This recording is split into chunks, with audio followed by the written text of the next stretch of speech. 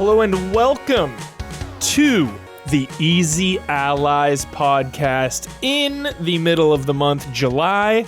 We're filming earlier this week again. Yeah. Got some travel coming up. Some people in, some people out. So we're just doing it. Isla's going to TennoCon. Tenno. Yeah, so we're doing it a little earlier again this week. Should be back to our regular scheduled. You know, it's a busy summer. I don't know what to say. Yeah, no, it's Embargoed information. Plus, like Don's got places to be too, and then like you're saying, like I just keep getting preview invitations, and like there's only so much I can keep in my head at a time. Yeah, there's so much stuff. I am Michael Huber, joined by none other than Daniel Bloodworth. Yo, Michael Robamiani. Yo, I did not realize Norman Reedus was also in Ballerina. Damn right. Best part. When he showed up, I was like, Sam Porter Bridges, what's Norman up? Daryl Dixon, dude, my man. Obsessed. I haven't seen him in a lot of things, really. I just those basically Walking Dead and Death Stranding, so it'll be interesting. Oh, he's the best. I love the man so much. Making it all happen in the control room, Don Casanova. Hello.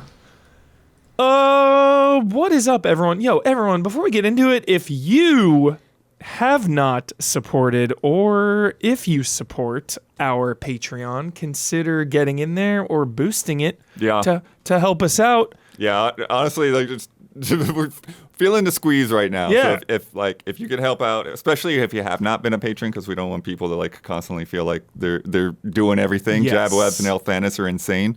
And if you only if you can. But yeah, if you can chip in a couple extra bucks on that one-time donation or get in on Patreon, that would help us out a lot right now. I would.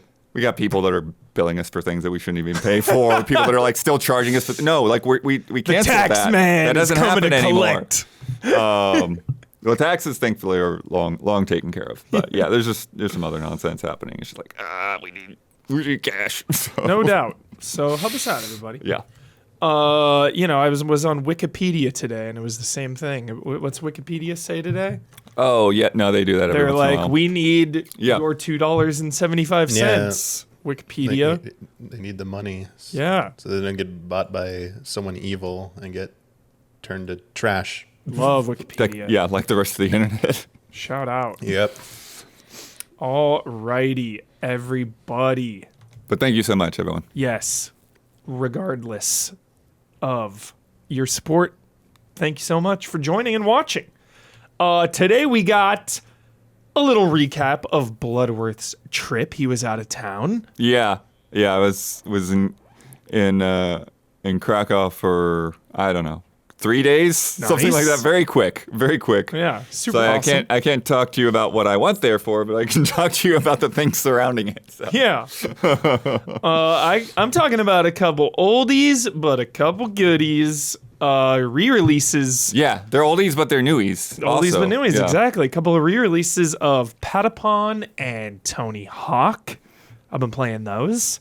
Also, Don has been playing Ruffy. I don't know what that is. Ruffy in the Riverside. I don't know if you've not heard of hidden gem alert, Huber. Yeah. I played about alert. 90 minutes of it last night, too. Oh, so is we that got the things to say. dog with the fucking... Yeah, he's like, a bear, but he 2D, looks like a 3D dog. building Yeah. shit. Yep, and swap I think it's sprinkling. technically a bear, believe Swapping it or not. Yeah. textures. Yeah. Oh, yes. Okay. But yeah, we'll this get into looks it. good. It's very cool. This looks good. What the game's doing. This is a Janet joint. Ruffy. She's the knower of all the hidden gems. And then the May sales report. May. Keep that in mind. Yeah. May, Yeah. we're just now getting. It's July. I was like, wait a second. What? Talking about May. They're really holding on the June one, man. Keeping us waiting. Yeah. All right, let's get into it. Starting off with Daniel Bloodworth's trip. Yeah. Dive in. Don, bring up some photos for the. Just go to the first one for now. But for the viewers, for the listeners, I'll try to do my best to keep things on track. But yeah, so Bloober Team brought me out for their next game coming up, Kronos. Which you will be able to find out more about from my preview and interview coming up in a couple of weeks. I also booked my flight to come out a day early because I've never been to Krakow before, and when I do these Well, long you've been. trips, I feel like you've been to Poland like 9 times. I've now been to Poland 3 times in the last 2 years. Wow. But the previous 2 trips were to Warsaw for 11-bit events, and this is my first time in Krakow. So I came a little bit early, and I also was like, all right, who else is in town? And Starward Industries, who did The Invincible last year, they're also in Krakow. And so I went to their studio and they'll have more to say about their new game, Into the Fire, probably next week. I was ready to go this week, and they're like, wait, we got some more stuff to share with you. So they're gonna have that stuff ready before next week's podcast. So we'll talk about all that. But this first photo is actually really close to their offices, and I had no idea. But this is the Schindler Factory Museum. Whoa. Where, Schindler's List is based on. Oh Really? my God, Wow. dude. Oh my God. Damn. Yes. Yeah, Yes. was just within walking distance of, and I think their office might have actually been related, like might have been part of that whole big complex. Wow. Like, yeah. That's a hell of a sight, blood. Holy Yeah. shit. Yeah. One of the greatest movies ever made. And there's unfortunately it was late in the day and there's a line out the door, so I wasn't able to actually like go into the museum because even if I wait in line, then it's gonna be like an hour or 45 minutes left, and so I'm not really gonna be able to experience it anyways. Mm-hmm. But yeah, it was crazy to realize like, oh, this is where I am. This is where this stuff went down. Yeah. Jeez. Don, next photo. Now I'm just walking because a lot of people recommended also going into the Old Town. Mm-hmm. Some people that I knew said that they like Old Town Krakow better than Old Town Warsaw, so I should make a trip over there. So I looked and was like, okay, I can walk over there. So there's just a little bit of walking in town. Always love a good bridge. Nice bridge shot here. Love a good bridge. Next up, just intersection. Nice European intersection, but it's like you've got it. It's it's so much different than here, right? Because like you got all those train lines. Like you got the trains, and then you got the cars, then you got the bikes, then you got the walk. So many. Yeah. And then next on this park. This Looks is actually nice, this but- is a cool park Whoa. because Huber, this park basically is like a ring around Old Town. Oh, that's cool. It's like a circle around it. Yeah. So Yeah. you can kind of just like get in and hop off of the park to go into the town, get back on, and just kind of trace so it like all the way around. Yeah, the main like modern city on the outside, all the historic and eateries and stuff on the inside, and then just quite a bit of greenery there in between. Nice. And then this is the main square in Old Town. Pretty. All kinds of stuff was going on there. Very cool. There's this tower. I want to say that like at the top of every hour, you know how like you see like those old clocks where like there'd be like some little guy comes out on a thing and like with the Totally. there's like a real guy with the trumpet that would come out of Like a real human person. there's like a real person blowing a Dude. trumpet on the hour or something. Like All right. Love that. That's so fun. next up, this is so this is going to be kind of hard to see. I don't know if it's at all easy for Don to zoom in, but this is basically horse parking. Whoa. There's just like all these horse-drawn carriages there, just waiting if you want to ride a horse-drawn carriage. Horse parking. That's And very then the funny. next shot, I actually have a close-up of one of them. Nice. Yeah, so this is a horse-drawn carriage going by, and then I got a nice little framing with this arch, but importantly, there's the McDonald's. Importantly. I hope you didn't go to McDonald's when you were in Poland. I did not go to McDonald's. All right, good. I teased my mom and I said, "There's a McDonald's for you," Is there and she's like, nothing "I only go special? there because of the kids." It's like, was that I was Damiani? gonna say some countries the McDonald's has like cool shit at that. So Yeah, like in I don't Japan, know they've about got the there. fruit burger. Yeah. I'm not sure. Yeah. Next up, this is a building called the Barbican. Nice old historic structure there. It's another shot of Oh, it. that's a nice one. I like that. Yeah. What's the lore on that spot? Oh, I don't remember off the top of my head. I looked it up for a minute. Got it. Some more Old Town here. And then this, so this is the next morning when we were going to the Blooper event. So this is an old tour bus they took us out in.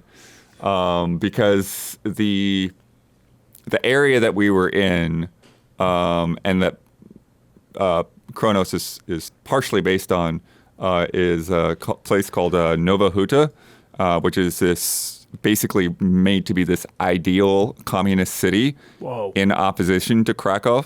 Crazy. And now it's integrated into the city now that the Soviet Union's fallen and everything. Yeah. But they had all these old tenements and stuff there for this to support this huge, just massive steel factory. Jeez. And where the event took place is in the administration building of the steel factory. Got it. So we started off on this old crazy bus. Next on, and this is the administration building here. They gave us like a full tour of this building. I didn't put all my photos in here because it would take forever, but and there's some old cars they brought in too. So we could see the cheaper, like more, normal cars, and then some military vehicles, and then some of the nicer cars as well. And then here's part of the event. Staging stuff with like all the crazy monitors and stuff. It looks like a VHS. This reminds me of horror movie. Observer actually a little bit. Yeah. And then there's the Traveler. Intense. They had a crazy cosplay there. Traveler has come. Looks good. Looks cool. So menacing. Yeah. Yeah. And then so this administration building, it's like they kind of want to make it a museum, but it's not officially. There's like no takers, so there's like all of this historical stuff from the Soviet era that's just there, like all these old letters and stuff, and like radios and TVs and all of this stuff. And this is the dispatch room. So I thought of Dawn when they said dispatch. Dispatch. Upgrade my tech. Dawn, that analog tape recorder still works, and they played back a recording of a woman who was reporting people stealing materials from the factory. Yeah, this back and forth with her and these other guys. What year was that? Dude. I don't remember which year specifically. But there's actually a lot here because I think it was built in like the 50s or so. Like a lot of the original stuff is 50s era, but then it was still in use for a long time. So there are other parts that are like upgraded with like more modern, cheaper materials from like the 90s. But one of the crazy things so when you're at the front of the steelworks, there are two buildings on either side that look identical. But the one side is the administration building for like the Communist Party. The other side was the workers' building. And like outside they look identical. Inside, the administration building is full of like all of this marble, high-end materials, and the workers' building, the cheapest stuff Oh my gosh. possible. So like again, that they talked about like that 1984 quote of like everyone's equal, but some of us are more equal than others. Yeah. Exactly. Right. And then, yes, there's an underground tunnel connecting the two, and they shut the lights out on us. That is menacing. Oh, freaky. Jeez. And so then intense. next picture, Don, My God. it was a visit from the Traveler. Dude. I was just going to say, I hope that friggin' Traveler doesn't show up down here. Did somebody yell? Nobody yelled. Nobody yelled in our group. I'm sure one of the other groups probably yelled because they had us come in like 2 groups per day over 2 days. Yeah. So. Did you escape through that vent in the side right there? No. Okay. And Because that is, if I'm thinking video game, That's don't good thinking, Huber. Look at that. It's Yeah. spacious. Yeah. You Yeah. could get to a good clip. Yeah, so for listeners, there's this eerie long tunnel, and they had shut the lights, and they had this just bright red light just backlighting the Traveler. Looks like the all their scene sci-fi in gear. Aliens when the power goes out and it's all red. Yeah. And then next up, so this was the bomb shelter Jeez. for the administration, and so that map that they're looking at, those circles, that's how far.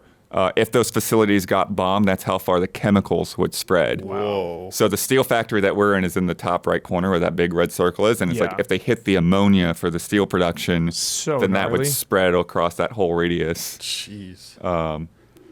And then this is like kind of like where they put all the specialists to like gather information and stuff. And they have like on the back wall, there's like a overhead map of the steel factory, and again with like lights where like if any of these chemical storage tanks got hit, it would be there, and then alarms for different types of emergencies that they might be down here for. The funny thing is it's not actually an order of severity. They're just different types of things that Yeah. could be going on.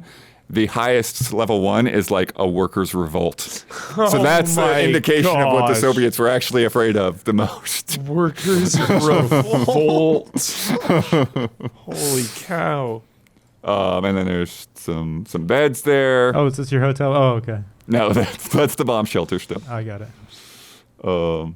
And then this thing, so this is a filtration system, and you can kind of see it behind everything, but you see kind of like a bike pedal back there. So in the event if they lost power, somebody could get on the bike and clean the air for the entire shelter within an hour. Smart. But what they pointed out again is, so there's bomb shelters like this kind of throughout the whole factory, right? Because everyone's got to get the safety, and these only hold so many people. The other bomb shelters have a hand crank. Only the Dope. communist leaders Oh my got gosh. the bike. Oh, my That's so God. messed up. So everyone else has got to crank it. Wow. And then this is a special edition controller Nice. that they gave us. And then Super nice. and then this is from Star Wars. They gave me this. They made this snow globes for the Invincible, but with black sand instead Yeah. of like snow for the nanobots that are in that's that fun. game. It's pretty cool. And then don't leave Poland without a bag of these. What on earth? The chocolate-covered plums are great. Yum. Oh, Sick, blood. That was a nice little batch of photos there. It was Yeah. excellent. Tried to keep it quick. There's a lot more there that we learned. Yeah. It's like a 2-hour tour that we got of the That's facilities. so fun. Yeah. That's awesome. That's the best part about traveling is just seeing the culture, getting different foods and seeing histories Yep. and nothing better. That's awesome. And Kronos looks sick as hell. Yeah, no, I Really really. good. Well, I want to. I want to wait till they send us the B-roll so that you can watch the B-roll before we talk about it Heck yeah. for Nice. the preview. Nice. Alrighty, switching gears. I have been playing Patapon. Yo. Patapon. Patapon originally came out on PSP, y'all, in America in February 26th, 2008. We're going way back. Not way back, but It's actually later than I thought it would be. yeah. Japan was 2007. Got it. Yep. But Patapon is primarily a rhythm game, and it was one of my favorites on PSP because, as many of you know, well documented, I am not a big handheld gamer, but Patapon is the exact type of handheld mobile game I like, where you can just play in levels. You know, you play a level, put it down. It's level based, not some big giant open world RPG. Like, I never want to play an RPG on a handheld. I'm sorry. Hot take.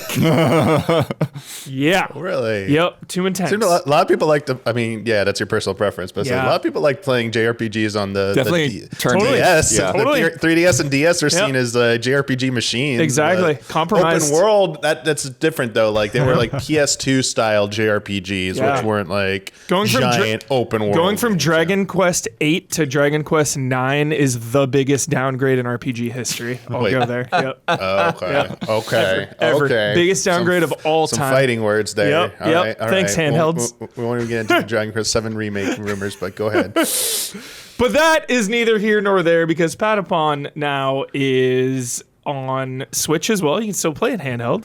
Play Switch, PS5, and Windows for now. Just came out 4 days ago. Patapon 1 and 2 combined replay. And the vibes are still there. Everything I remember and loved about the original, just the feeling of the music as you progress. But the basic premise is you are this unseen godlike character. That's who you as a human playing the game are. Okay. You know, you are the mighty deity, if you will. And your whole mission is to guide the Patapons, the big eyeball people, to Earth End is the main goal. You're on a big journey. And the way they move is the music, the rhythm.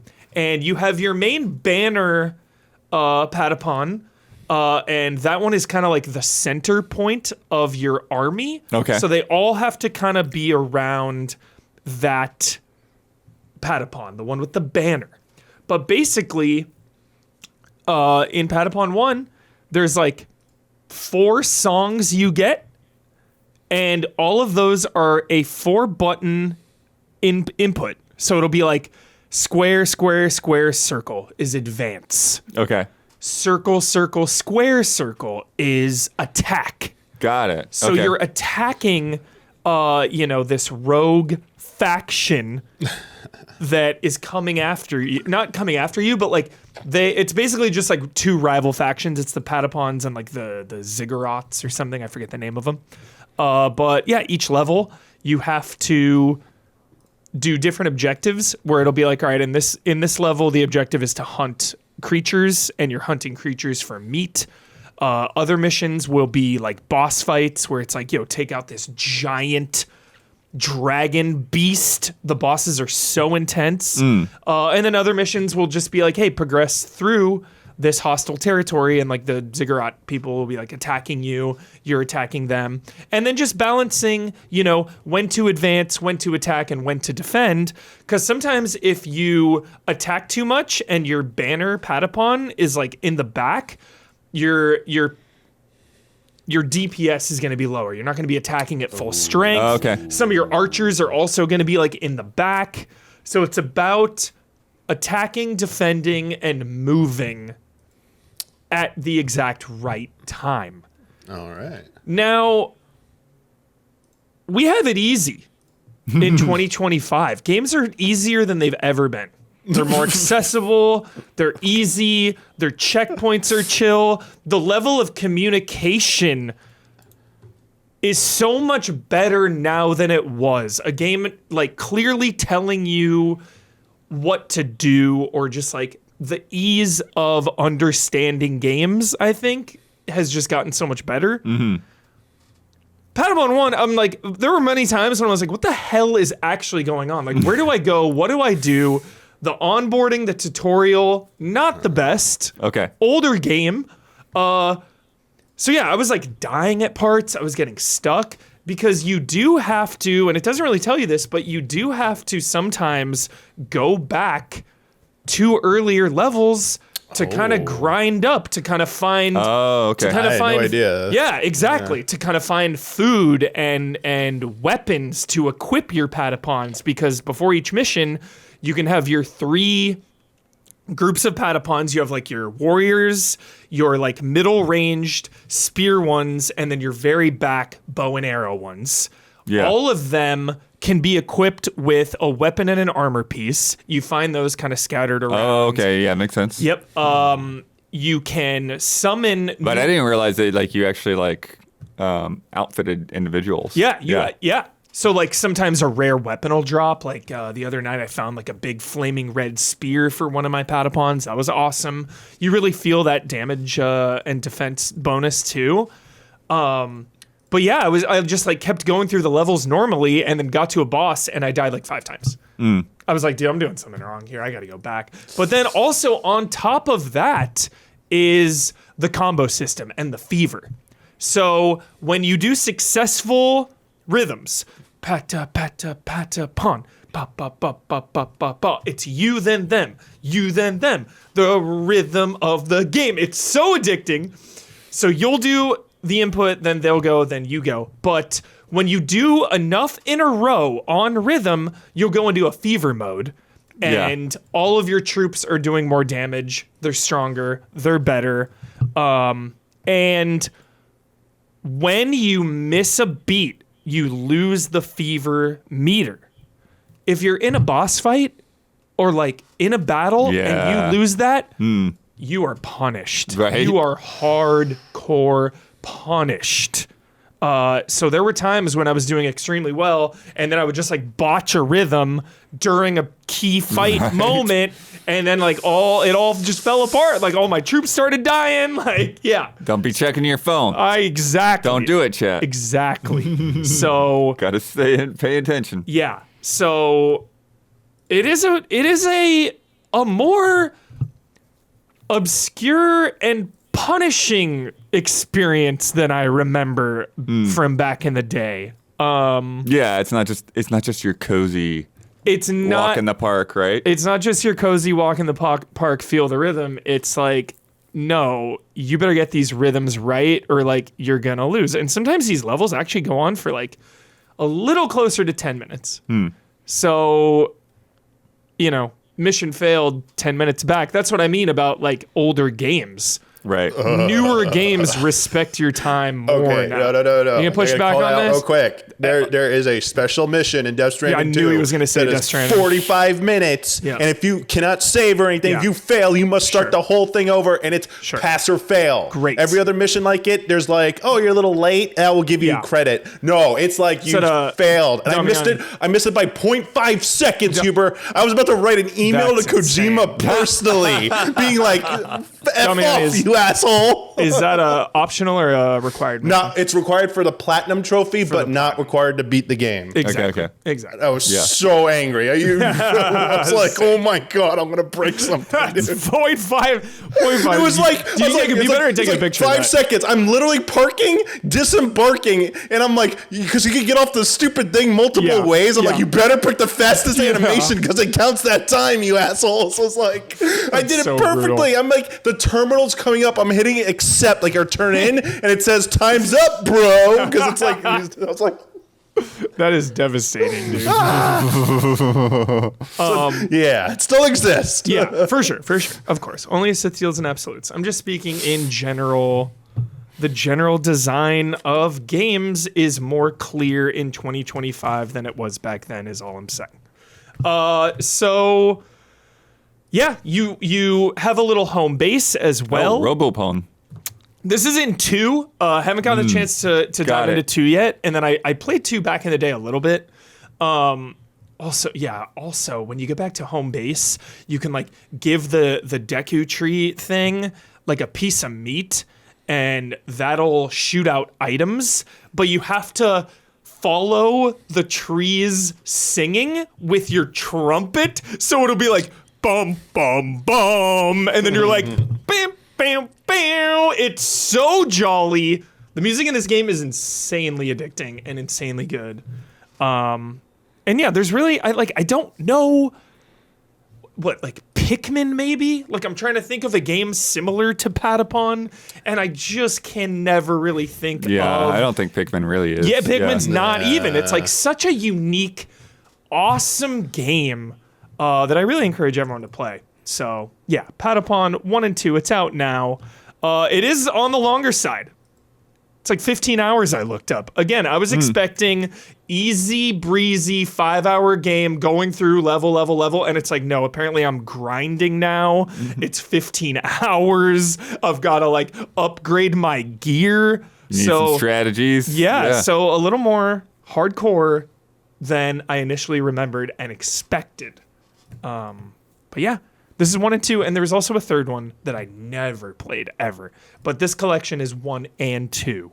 So just super fun. And the boss fights are really intense. You know, you can use the defend attack. Yeah. Where it's like, you know, the shield ones will put up like their shields, and it'll be like classic. Yeah, it's like a ship combat. Brace. Totally.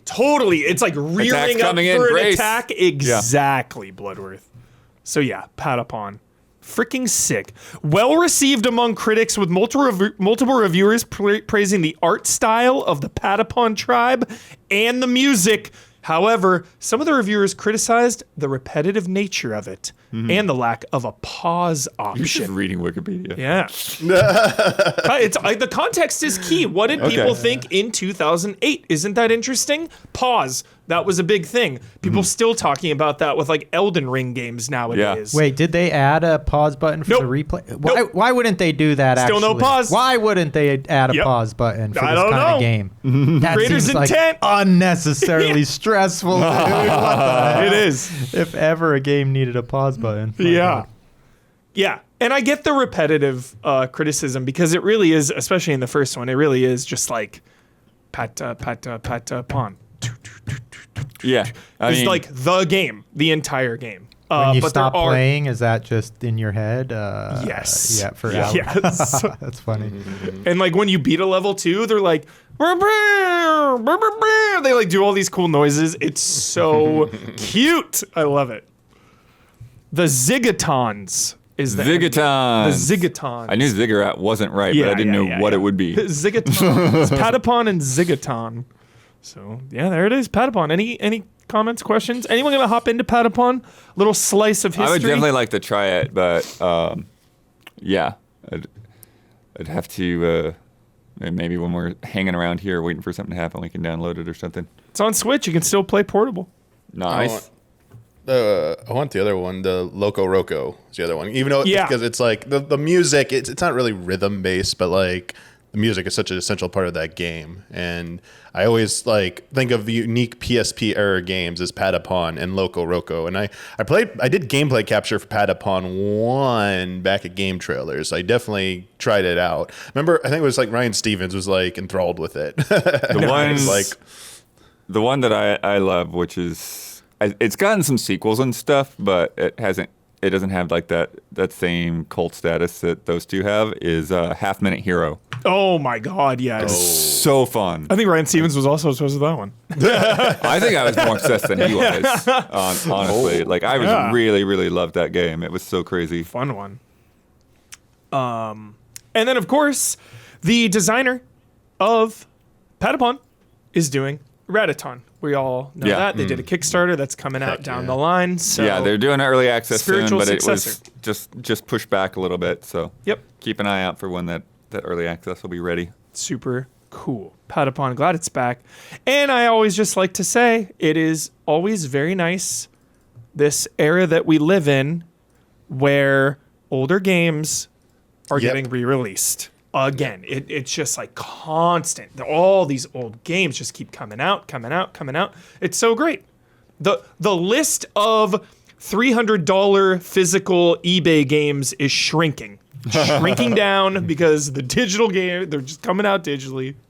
So, what's like the last big game that is unavailable anywhere that we need? Panzer Dragoon? Oh, anywhere? I mean, Panzer Dragoon, like Valkyrie like profile and like something you need a physical copy for only. It's the only way. no, I see Valkyrie profile. No, what am I thinking of? Vagrant Story. That's what I'm thinking. Vagrant Story. And then like Parasite Eve. Parasite Eve. Yeah. No, Parasite Eve. Didn't they re-release that? I don't think so, but I don't know. Vagrant Story. I remember they did the Third Birthday, but that was a sequel, and that was also a very long time ago now. Vagrant Story, $85 pre-owned right now. AVP Huber in the arcades. Yep. It's still the only way to play it is you got to get that Capcom stick. That You is a can't- good Say it again? one. AVP Alien vs Predator in the arcade beat 'em up. Yes. Can't get it. Well, it's on Still. your... Yeah, but that's a piece of hardware you have to buy. You can't digitally True. download it. True. So Where's it the is Star available. Wars trilogy arcade game. Yeah. Bring that out Battle to PC Pods. consoles, What the hell? please. Obviously, it was a Sony game, so Battle a little Pod less of VR. a threat for it to disappear than some of those other ones, you know. They've got the backing. And I mean, pretty much any PS3 first-party game. Yeah. The whole MotorStorm series, the whole Infamous series, the whole Resistance series. I mean, they're available streaming, but Yeah. Yeah, can you play any Killzone games in modern? Stream them, I think. It's yeah, tough. I don't know everything that's on the streaming Yeah, catalog. Mortal but- Kombat 9, you got to get a PS3. It's Crazy. crazy. Yeah. All right, which brings us to our next oldie but a goodie. Mm-hmm. Tony Hawk's Pro Here Skater we go. 3 and 4. Yeah. And we're going to stream this after this podcast Yeah, we're going recording, to stream so- this imminently. Yeah. Very soon. Okay, where do we begin? Tony Hawk 3, easily, definitively one of the greatest games ever made, coming in at a cool, are you fucking ready, listeners? Tony Hawk 3 Metacritic PS2, you're not even prepared. 97 out of 100. Nice. One of the greatest games ever made, Tony Hawk 3. But wow. It is just as good as I remember, but it just felt like there was less. Like, I burned through this content so fast. Right. So Because fast. these are not games that you played to like beat. do You just the levels. played to get better and better and better and better. Exactly. Because it was just all about the feel of the game. Yeah. And getting as high a score as you possibly could. Yeah. There's Michelangelo. I have fallen off so hard. This, for a little bit of time in my life, I was in the realm of my confidence where it was like, yo, GoldenEye, Mario Party, Tony Hawk 3, let's go. Yeah. I was pulling off 1,000,000-point tricks at one point. Now I'm lucky if I hit like 100K. Yeah. Like I've got to get back in the rhythm because I was struggling. Yeah, I know when 1 and 2 came out. Like Yeah. I just dabbled a bit in that, but man, I felt so bad. Like I just do not remember how to play this game at all. Yeah. Yep. Because you do have to think quickly. Like, that is the rhythm of Tony Hawk, because when you repeat tricks, you don't get as many points. Yeah. So, And then you have to land. and you've got to land. So it's like this combination of inputting the buttons per, like that rhythm of that, while also thinking a trick or two ahead of what your fingers are actually doing. It's just so addicting. Especially the best part about 3, we've talked about it, are the reverts. Are being able to combine half pipe grab tricks, put a land with a revert into a manual, and then continue that on the street with grinding and on rails and all of that. It just opens up infinite possibilities for crazy, insane tricks. So Yeah. Really Trying to awesome. plot out all that stuff to keep it going and Yeah. stuff to hit those things was like one of the most fun things for 3. Yeah. I played 3. Yeah. I got it for GameCube, like near launch. And not only that, everything you said about that, like I felt that too, but it was like one of the first games I remember like looking up and seeing like videos of not just like cool shit you could do in the game, but people finding like, tricks you can do, like exploitative stuff. Like, I forget what stage it was. It might have been outside like it was outdoor. There was a fountain. LA and it is was the a best of circle, all time, and you could just dude. grind it. Pretty there sure it was was a way LA. to just grind on it infinitely, and you would crash your GameCube. And people were trying to see the highest score you could Yes. get before your GameCube would crash. Hell and yeah. I was like, dude, is this real? And then I did it. I was like, I remember just like walking away from like my room and going out for the day and coming back, and I was like, didn't crash yet. And I was like, just So keeps funny. going. I was like, so good. cool. That's so it. good. That's also kind of the joy of the older versions, probably even better than the new one, is that we're in the pre-patch days, man. Whatever came on the disc, that's what you had. Like, it wasn't going to change. Somebody finds some big exploit, that's it. That's just the way to play it now. Yeah. Yeah, and I'm curious, like the uniqueness of the levels, because I know you love the LA with the earthquake thing going off, So but like, good. what was the neighborhood stage, Yep. like with the decorations, the airport stage? There was, I felt like there was like at that Airport's time, fun. It felt so unique. I don't know if it doesn't feel that special anymore, or if it's just like you really have to have those nostalgia goggles to Yeah. really see it anymore, or not. Because I'm very curious how you felt about that. Because I love these stages as a kid. Yeah, It's interesting because I was having teen, sorry. I was having an incredible amount of fun. Like, I'm so stoked for the stream. It's so fun. But, we love 10 out of 10s. We also love 7 out of 10s. But, like, I was just thinking of, like, is this still a 10? Is this still a 10? By today's standards? By today's standards. And I was because some that's- older games you can play from decades ago and they're still a 10. You know, you boot up Super Mario Brothers 3 on NES, and I feel like on any given day, that is a 10 out of 10. Yes. So, yeah, Huber, I just want to interject and say games that were trying to do something that was more of a pioneering thing generally don't seem to age better because they were doing something so new and unique, and then later iterations perfected and refined that. So like something like Super Mario 3, third numbered iteration, but more than the third sequel follow up to Super Mario Brothers, and then you also get World, those are revered because how many times did they take to get there versus Super Mario Brothers, which is the one that's that was innovative. It's same thing with the original Zelda, or even going into 3D games that were innovative and rewarded for it at the time don't seem to held up as much. So that's always a caveat I want to throw back at, that argument to keep in your back of your mind is that, yes, it's harder for something that was trying to do something new to be more timeless because that technology hadn't been refined yet. And we always talk about reviews are the moment. This got a 10 in that exact moment in time, but it is fun to look back on that and see how it's aged, see what still holds up, see what doesn't.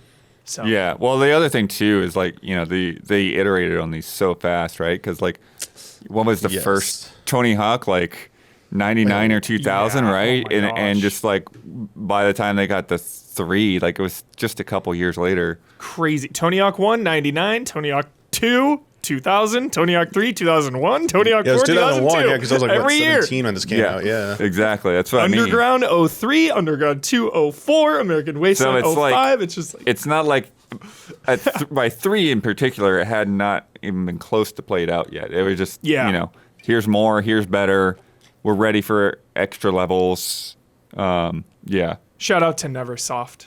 The OG directors, defunct in 2014, merged with Infinity Ward. Oh, okay. Yep.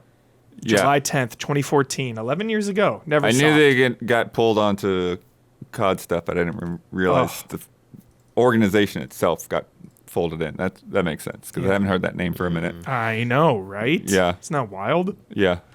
So the levels are still so fun, but probably just because I was a kid, obviously, that's also fun too, revisiting a game from your youth. These levels always felt so big, and the sense of discovery, in the Foundry level, one of the earliest things is splash the foreman or whatever, or, turn off all the valves and stuff. So just the Tony Hawk format of searching the levels for those secrets, it is still so fun, but it is a lot more compact than you probably remember, from 20 plus years ago. But the neighborhood dummy on you, the Halloween decorations. Yeah, that's the Halloween thing is just the so thing, fun. All the secrets you could trigger. It was okay. Giving the guy the axe to break the wood into the house, then you can go in. There were quests. You didn't even know what they were called quests, but objectives, and it was this is fun. And now it's this is too simple by today's standards. You're wait, that's all they do? Come on, no, make that more intricate and elaborate. But back then I was wait, I thought it was just a skateboarding game where I'm doing tricks and wait, I can interact with the environment and people? What? Totally. So cool. And the environment can change sometimes too? Yeah. What? Yeah. Yeah. Full on change. Things you can do can actually affect the stage permanently. So the package then itself, also the format is, there's about 10 or so, give or take, levels. I don't know the exact number. There's eight plus stages. Almost all the stages will have a huge list of objectives, score, high score, combo, a certain amount of combo. Yeah. Collect skate letters, Yep. the iconic. The tapes. The secret tapes, of course. And then each level will have their own little things, like the neighborhood we were saying, you have to give the guy the axe to break in. The foundry, you have to mess with the workers. The airport, you have to people are robbing people and you have to chase them down. They steal their tickets and you have to run. What? Hit all the country flags. And then there's a couple challenge levels where you get a minute run, you're top 2 of 3 runs count in a competition, and you get scored accordingly against the computer. You have to get like top 3 to get a medal. Those are kind of just like competition stages, a little different than the traditional roaming around. So, this is a package of Tony Hawk's 3 and 4. I have dabbled with 4. We're going to get into it. Very divisive, controversial. Yes, we will talk about it. Do not worry. The way it is combined, I think, is pretty nice because I created a character. I created me, and then now I can use that character, his appearance, his board, his stats, collecting stats. That's uniform for both 3 and 4. You don't have to like create a new person or re-level up your character from 3. Okay. You just have all those characters, in both games, very uniform. And it's nice. I like how that flows, because there's like secret stat points around. You can collect those, and it's like, hop into 3 and 4. It also, though, makes 4 feel a little less defined. And the big deal with 4 was the mission structure. You could get off your board in 4. Or you had unlimited time. You had an unlimited time. There was no like time limit. So you could really go around and comb through the environment and explore. There was a lot more of that. Now they put a 2-minute time limit on levels. Yeah, I heard Why? you can change the time if you want. So you can do free skate mode and put it up to like an hour if you want. But in the career mode, Got it. it's still that 2-minute time limit, and I don't know why. I don't know why they did it. I don't know what the point of that is, because why wouldn't you want 3 and 4 to feel different from one another? Like let them stand out on their own and lean into what makes them each fun and special. Yeah, I think it's probably just a design thing, keeping things consistent. Like you're saying, if your character is upgraded the same way across both and everything, I don't know. Yeah. Yeah, it's weird because like I don't know a lot about 4 off the top of my head, and I know it's already originally divisive, and like you're saying, like now what they've done with it here is made it somewhat more divisive. It's just kind of like the levels from 4, but not the structure of 4. Yeah. There's also, most of the levels make it. I don't know exactly which ones got cut, but then there's some new ones also. There's like couple guest characters in there that we know already been announced. Michelangelo from Turtles Mutant Mayhem and Doomslayer as well. Yep. And the Revenant, which is crazy. But yeah, we're going to stream it after this. And there's also Dawn. There's also the Park Builder. Oh. Which is so complicated. Dude, I don't know what the hell's going on in there, man. Not my wheelhouse. I'll take a gander at that. Yeah. Full-on park builder. You can play other people's parks as well very easily. So there's a whole side of the game as well there that I'm sure is going to last quite a while. Because you can burn through this campaign. I got through all the levels in Tony Hawk 3 in like 2 hours. Okay. I was going back to like get a lot of objectives each time, replaying them over and over. But yeah, 2 hours pretty much. Cool. So Cool. Still feels really, really good. I am sure the Tony Hawk 4 lovers will probably be a little disappointed there. The last thing you want to see is one of your old beloved games compromised in any way, And that's another conversation is like these remasters and remakes, who are the devs trying to appease?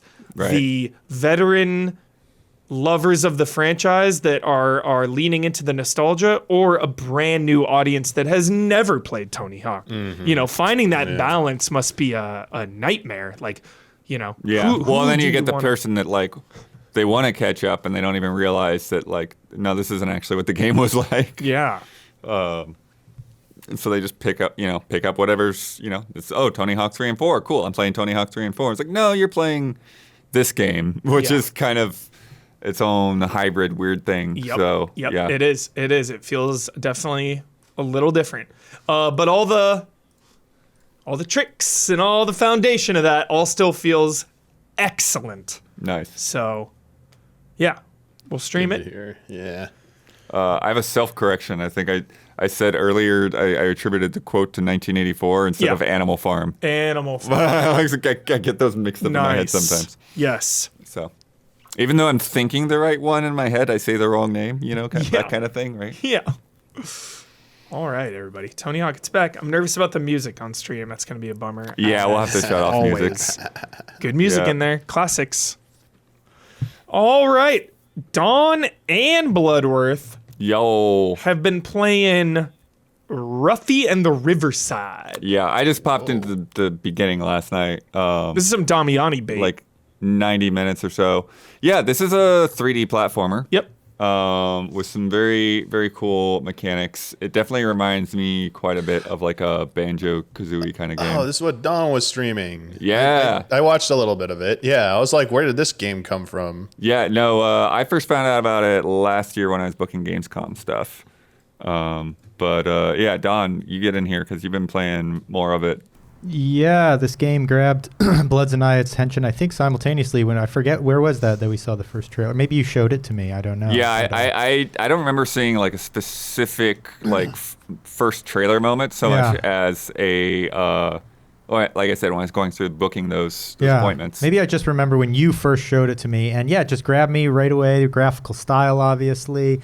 And then look at all these creatures. The character design in this game is just charming as heck, Yeah, and for listeners, so imagine a world that looks sort of like a up-res N64 kind of style game, but then all the characters are these flat, like Paper hand-drawn, Mario, like marker-drawn it's characters. I thought it was like a Paper Mario platformer. It's just a really, really neat way they integrate the 2D graphics with the 3D graphics in the same world. And then you add on to that, which we'll get to in a little bit, all these other ways they kind of integrated into the gameplay.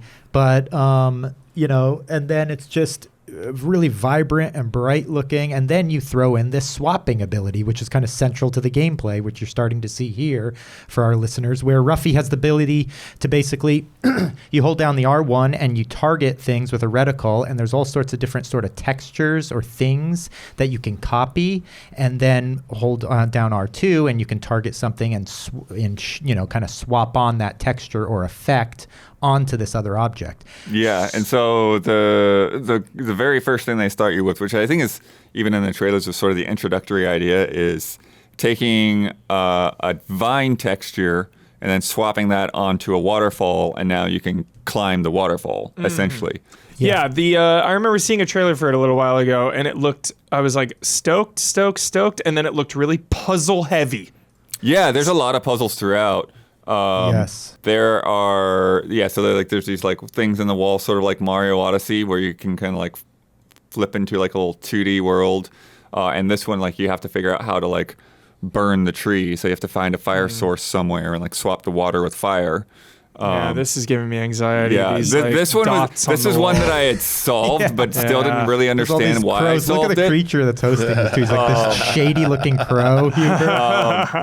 One of my favorite ones, Huber, are these things called they call them like potato puzzles because it's like a potato stuck in the ground that you want to lift up. Yeah. But basically, like they have like a whole bunch of like slashes, like straight lines, either vertical or horizontal or diagonal, and then dots, and you'll find like a painting nearby that shows like, okay, you want to make the dots look like the painting. And then when you get the right pattern on the potato, it's they actually call them pattern potatoes, right, Don?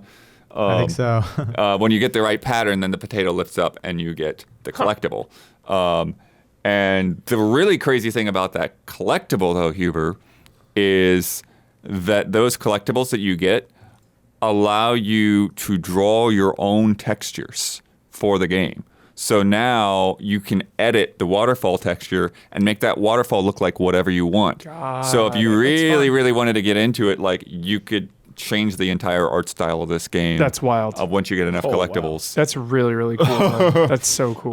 But the things that you can swap, they're sort of like for like, right? So like You can swap like water and lava. You can swap like, you can take like a wood thing and change like Nice a little stone overworld block map. into a wood block. And then once you've turned that into like a wooden crate, then you can smash it. And there's puzzles like that where you have to like smash crates in a certain pattern or whatever. Or there's like a wall made out of these blocks. And it's like, if you turn those blocks in the crates, then you can go through there. Obsessed with this world map. Yeah, nice little overworld Yeah. map, Huber. Obsessed. One of the other little things that I liked is there's like treasure chests that were like in the water, but I couldn't figure out how to open them. Yeah. And it was because they were like made out of steel. But if I turned them to be made out of wood, then they would float up and pop open. Awesome. Yeah, So- there's a lot of mechanics like that where you're turning like wood to steel to make it heavier, to like maybe there'll be like doors that are locked and you have to turn some ball and chain type of thing into metal to make it like pull down the chain, things like that. Or yeah, changing lava to water. For instance, there's like a little mini boss early on that I don't think I have footage of, but that I battled where like you turn his water to lava and then it would like hurt him, and then you'd have to like swap other things in succession, things like that. Yeah. Here's an example right here for the Yeah, you turn the listeners. stone into wood here. Yeah, turn the stone pillar into wood, and it turns into a boat that then you can hop on in the water to like traverse across Great. the waterway. It looks so freaking and it's pretty. such a magical, and the way they blend. This is what I'm talking about. Look at how the 2D like shore is lapping up against the Yeah. sand, and then you have the 3D plane of the water, and just the whole way it's melded is just oh god. I think this has got Miyamoto sweating. Well, I mean, I don't think it's got him sweating, but It has a Nintendo feel, it does though. give me that kind of feel, Like a dummy, on it, where magic it's like, feel, here is yeah. a mechanic that I've not seen before, right? Like, I can't think of any other game that does this. And that's the thing, And it's Blood. central to every little thing that you do. And that's the thing, Blood. When I saw the trailer, I said, oh, it's such a cool mechanic, swapping to change the powers. And I thought, but this is going to be very controlled. It's going to be almost like in a segmented level Right. type of situation, stages where you specifically can do this here. But it's not like that. It's this open world where immediately you can wander out anywhere. And Huber, that's the one of the things that actually at first is a little intimidating because I'm not like super puzzle heavy myself. And right away you start seeing like puzzles everywhere where you're like, oh boy, and you start to get overwhelmed. But I just kind of ignored a lot of that at first because it is this open world setting, and just kind of did what I was interested in, just fooling around with textures, this and that, Yeah, and done. just taking baby steps into the Nice. puzzle world. and they look more like brain teasers than like full Yeah, this is on. some really easy stuff. They ease you into it, Yes. but there's a lot of platforming too. There's like some great platforming Yeah. sections also, so it really mixes it up nicely. I think this like dance it goes between where you're like you have to do puzzles in this section. It's been fun. Yeah, They've most of the kept puzzles everything that I've fun. done have been optional stuff too. Just like get this little collectible here, that little guy there. Don, I don't know if you caught that, but there's a way to like swap to like multiple things at the same time. Yeah, I don't have. I'm using it now, but I wasn't using that forever when I first started. Yeah, and yeah, it's especially good like when you have like a bunch of the blocks it's a because sick mechanic. if you hit both triggers, then you can just like highlight. Yeah, whatever multiple you're things. pointing at, so you can Yeah. just sweep over a whole area and turn it all to a different kind of texture. Just another great example of a cheaper and creative video game. I don't want to hear anybody saying there's no creativity anymore. Here it is. This game's $20. Only $20. Nice. Talking about mechanics we haven't incredible. even really seen. Shit's sick. There's Um, a free this is demo on on Switch. Steam. I think it's still I think it's on Got Switch. it. Yeah. so you can get it to take a look at it. But here's what Blood was talking about earlier about swapping the direction of doors to open up things. Yeah. And then there's just like this super elaborate story with it too. I mean, like a very elaborate Really? but fun story. The characters are so fun. You have this little bumblebee. We haven't even talked about Pip. There's this little bumblebee that follows you around everywhere. Oh, so here now, look, it starts to get a little more complex though. Here we're switching day for night now by changing the clock tower. So at night, suddenly all these different characters are sleeping and you can get into areas that you can't get into during the day. And so then there's this whole thing where they send you to this farm here that I can't get into, and leave this bale of hay. They introduced this whole new way of traversing then where you're basically riding these circular bales of hay, which you're Got going it, to see in a okay. moment. And it's so insane because I don't know how far they're going to take this, but there's like this huge upgrade system to it where you're like upgrading these turning these bales of hay into these like mechanical vehicles, like these beast-like vehicles to have like higher performance. So here you see the very beginning when you first get Yo, the bale Tony of Hawk. hay. Yeah, and you're starting to you have these little courses. So you ride this course, but then I have to figure out how to beat the other racers. This was like one of the first things to unlock once you to get this bale of hay to ride on. Awesome. It just feels super fun. And so you start doing all these like little tactics of, you have to fill the course with water first. Then you have to swap out the water for mud to slow down the other racers and like affect it in a few different ways. It's another funny thing just about the personality of this game is Ruffy, the character, is just really mischievous. And I'm trying to figure out how far they're going to take it, because for this, for instance, you basically have to mess up the course to like kind of not cheat, but like get an unfair advantage. Stack the deck. Yeah. And there's a few of these sort of things where Ruffy's kind of doing those kind of things. And I'm like, how much of the underworld sort of activity is this little bear going to get involved in? Criminal Underworld, Ruffy and the Riverside DLC. Actually, kind of reminds me of a Criminal Underworld, Donna, those crow characters that are hanging out now. All the characters, like the shady crows. They look a little shady. Yeah, the hooded crows. All the characters have so much personality. Yeah. There's humor in this game that's really working so far. Like everything is pretty much working with this game so far. Yeah. And we've got the ultimate winner. Open Critic 76, Nice. Baby. Better than 10s. Okay, all right. 7s are the best review score possible, everybody. Yeah, I think there's a little bit of, at least on playing PC, there's like a little bit of performance weirdness that it's hard to like put my finger on.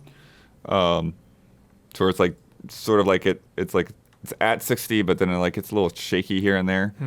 Back to this. Yeah, I think there's like a little bit of performance stuff. I'm sure that they're going to be hopefully tweaking tiny, but yeah, one thing Don and I were talking about earlier too was there's like a it's everything is connected, like all the levels and stuff are connected, but there is like a little bit of a seam to More it. ghosts in this game than Super Mario 3D World. Wow.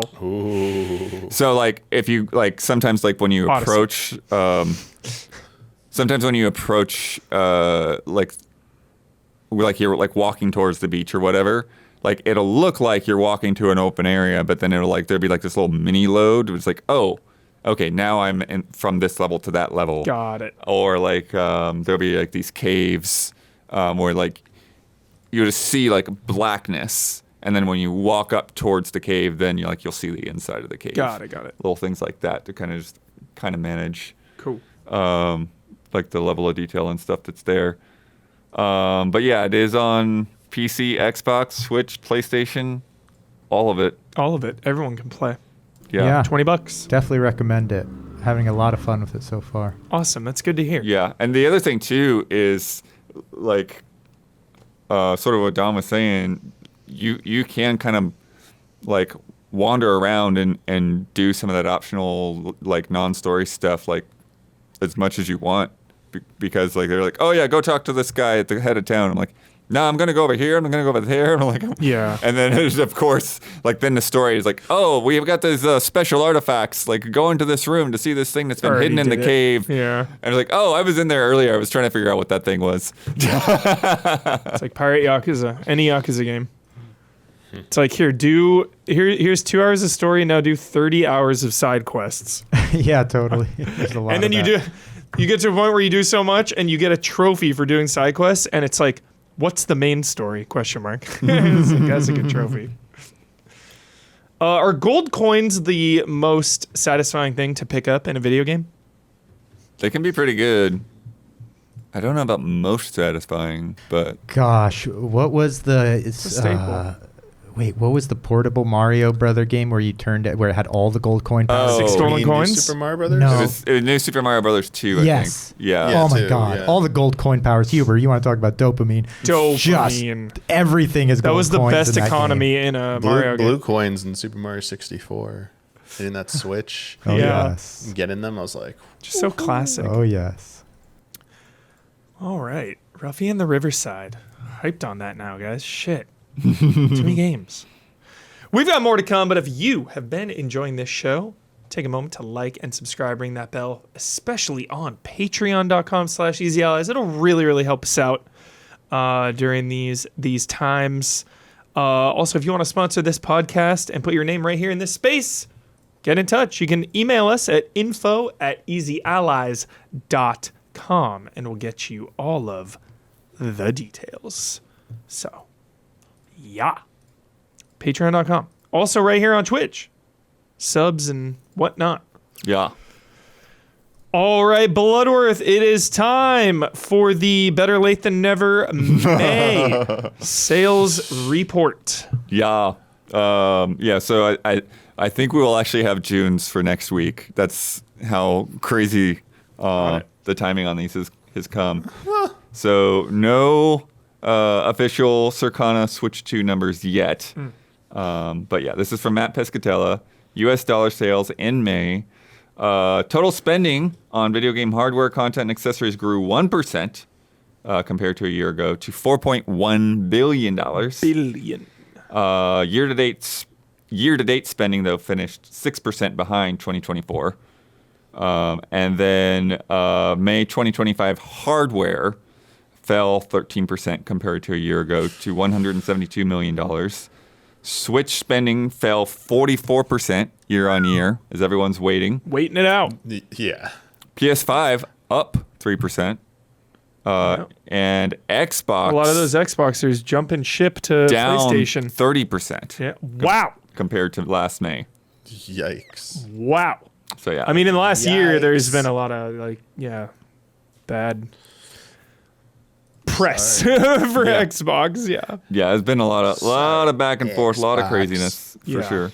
Jeez. There's a big change though on these monthly reports. Yes. Very big big change. The best-selling title charts now include digital PC revenue from Battle.net. GTA 5. Here we go. Well, you always interrupt me. Damn it. Battle.net, Bethesda, EA, Epic, Rockstar Store, Steam, Ubisoft, Microsoft, So all everything. participating in the PC sales reporting now. So that'll probably show us some new interesting things that we have not gotten the info on before. Mm-hmm. So now for this top 20, try to put your head back into what happened in May. I don't We have 4 new games. Mike and Mike. 4 new games. And then a couple of things coming up from the bottom. When did... Was it April or was it May? When did... Because we haven't seen it. I don't think we talked about where's Night Rain? Number 1. So this was when it came out? Okay. Yeah, I can't even number remember. 1. Like, did it come out 2 months ago? I don't even remember. Best-selling game of the month and the 11th best-selling game of 2025. Wow. Best-selling title on PlayStation, Xbox, and PC. So yeah, top the list on all 3. One I can guess of new. The I can't think of Elden anything Ring else. name demands respect.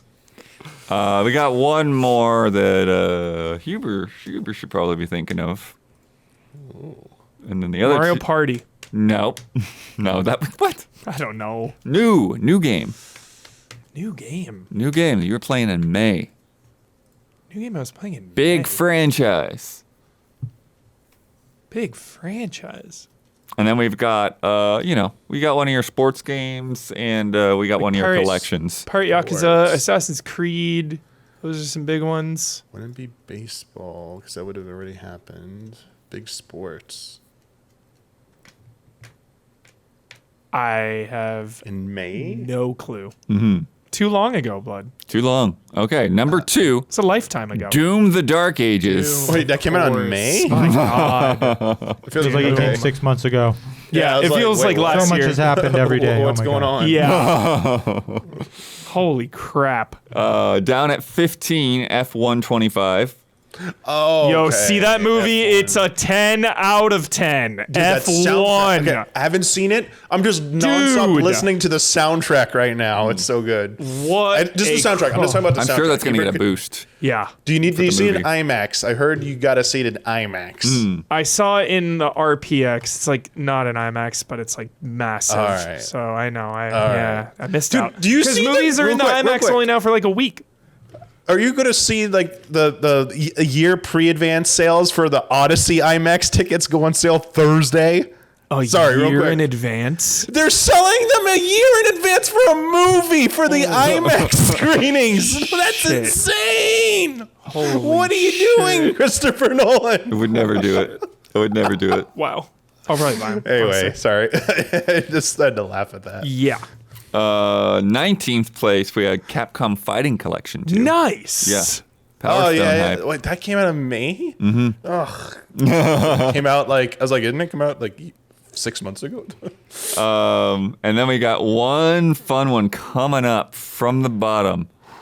Star Wars Battlefront 2 went Wait, from 135th place to 12th. Is it because of Andor or something? Battlefront 2? Isn't it- that 10 years old? I think it's because of Andor. I'm not kidding. Oh, really? What, they did like Andor? No, attack or just the something? Star Wars hype. Like, Yeah. it doesn't make sense.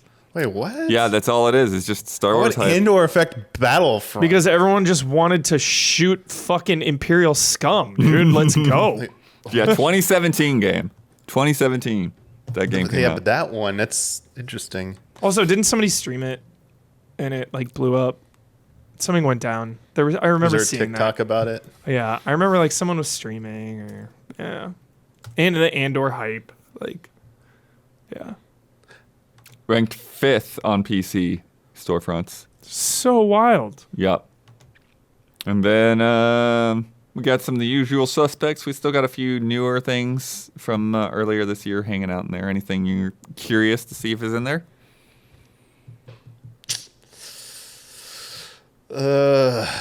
Where's Minecraft? Since it's gonna be dominating these charts for eternity. Number 7. Minecraft. What about yeah. GTA 5? Yeah, and 7 does not include the Switch sales. Okay, Nintendo yeah. digital sales are not counted for Minecraft. Yeah, where's GTA? So there were with Battlefront, there were 2 huge streamers that streamed it, and the game was $5 on May the 4th. $5 on Star Wars. On May the Day. 4th, There it is. huge streamers and Andor hype. I think Yep. a little bit. I mean, I think the $5 was maybe one of the biggest parts, but yeah, There you go. that's huge. But this is dollar sales though, so that's a lot of $5. Yeah. GTA 5, do you get it? 8th, up from 15th. GTA? Yep. Yep. Smooth. I love it. I can finally say it every freaking time now, and no one will laugh at me. God. Now it's tracking. Jeez. Anyone else? Anything else?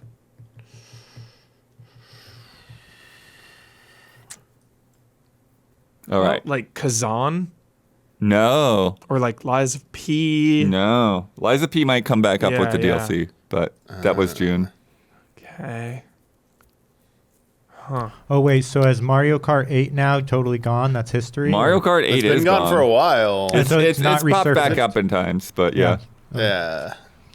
Nintendo's been missing for a little Finally bit. turned the page. Waiting for those June numbers. Yeah. Yeah, June's wait, gonna be dude, very it's gonna be out of interesting. control. All right. 20th place, PGA Tour 2K25.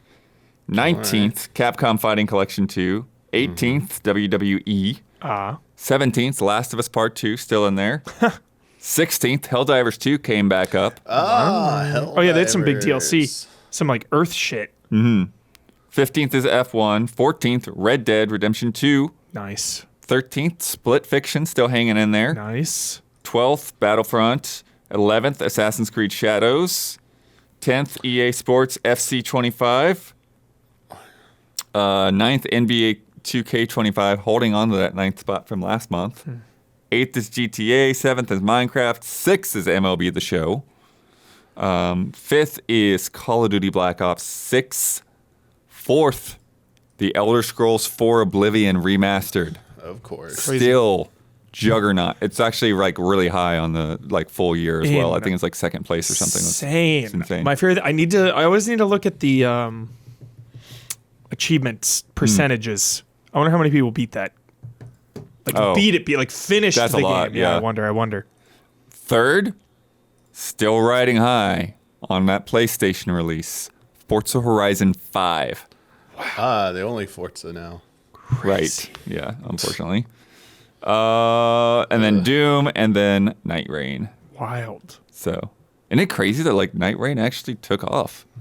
Like I saw that thing and I'm like, this is too weird. It's People are not Elden going to be Ring. into this. And there we go. It's Elden I Ring. kind of I don't remember if I said anything to the contrary, but looking back, it's like, yeah, it was pretty obvious. It was probably going to do pretty well. In our preview, every preview was amazing. Yeah. Every preview was like, yo, this game rips. Like I was just not personally interested in playing more of that universe, but And the somewhat lower price, wasn't it 40, right? Or 50? yeah, it still makes me I don't laugh. remember what the price is, but it was That one yeah. person's take I heard months ago, or I mean, whenever before it came out, I'm not paying $40 for a mod. That's Yeah. it'll never leave my Such head. a fucking modern day social media take, Damiani. That is like just perfect. It's exactly. Oh, full year God. 2025 so far, through May at least.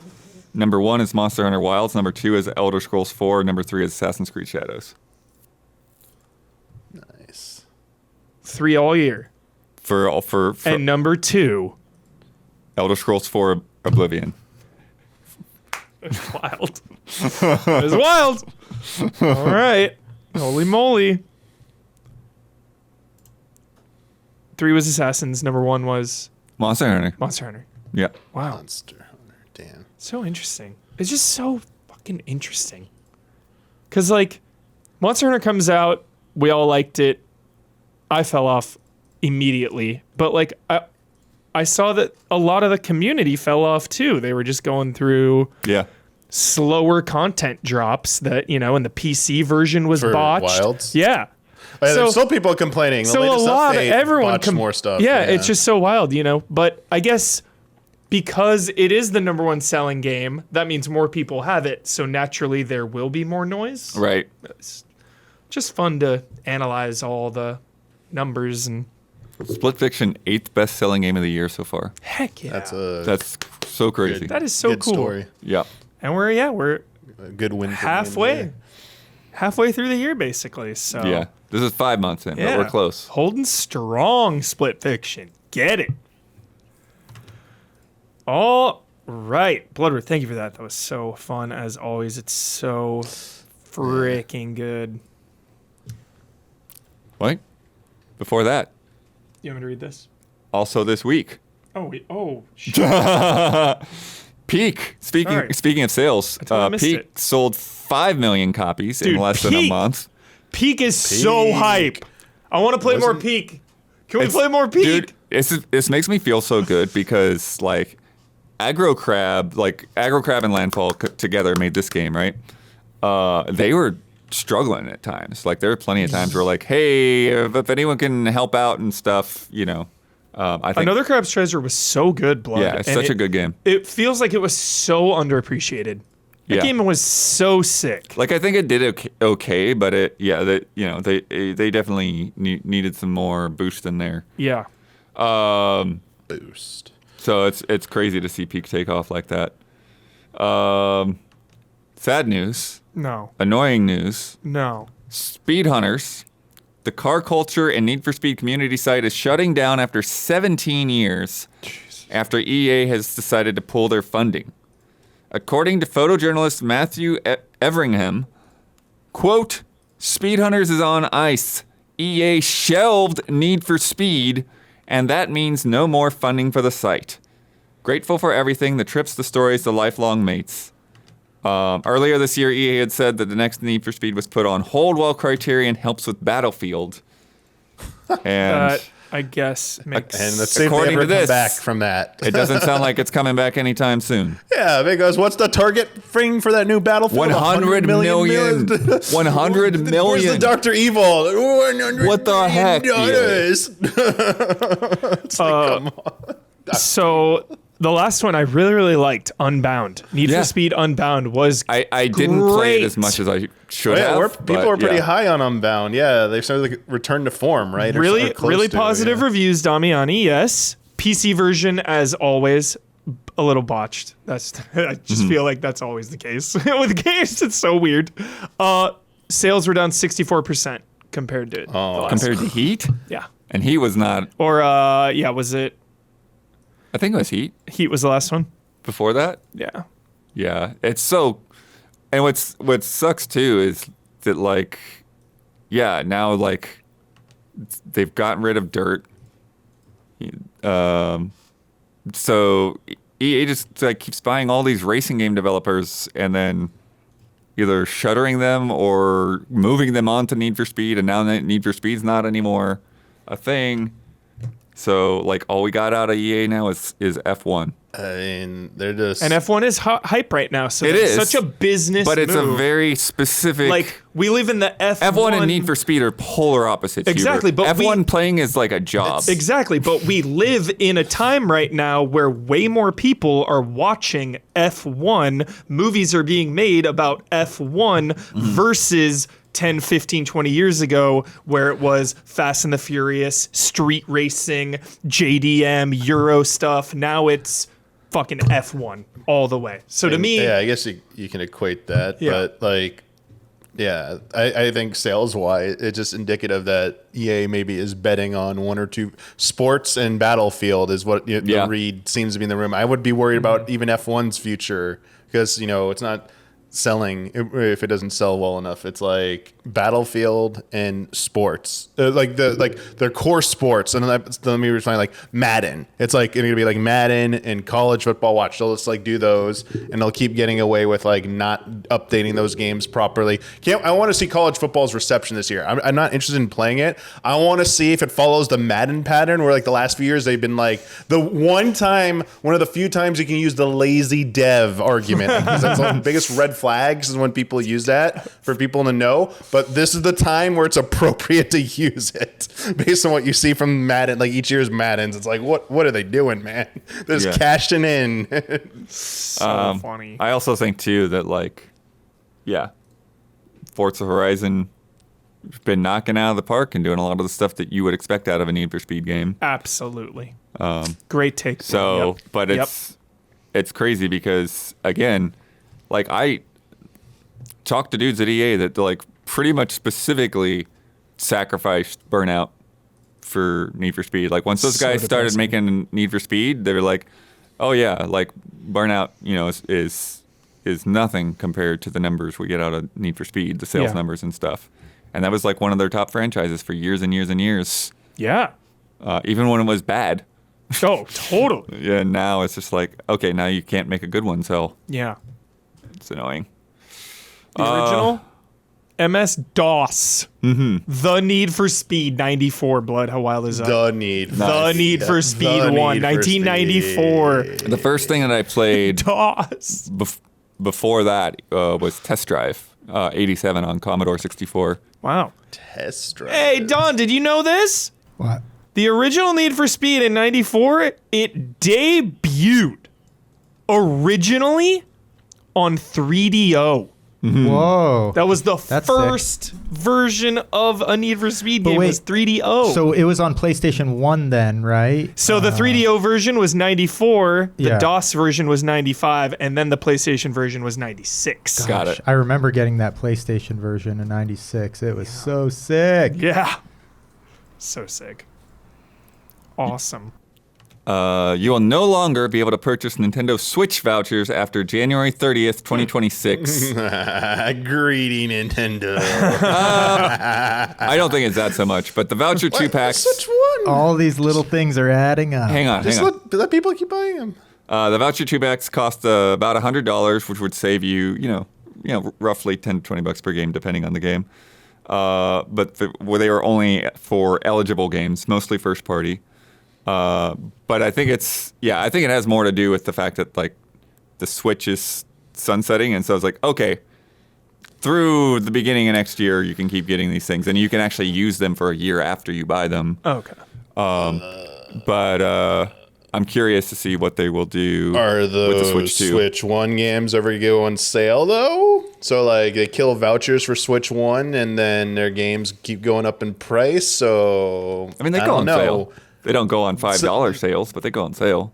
Yeah, I'm just making, permanent cuts. I'm talking about, and like, the Oh, permanent that's cuts. We're not, yeah. We're not you have getting to drastically those. drop in price, like the So, player's like, choice I would games, rather them, keep like, just keep the vouchers, man. Like on the system, people are going to be still buying Switch 1s and Switch 1 software, like. But that really, could actually be a good reason not to sell the like if you are going to start dropping prices on stuff from like 2017 or whatever.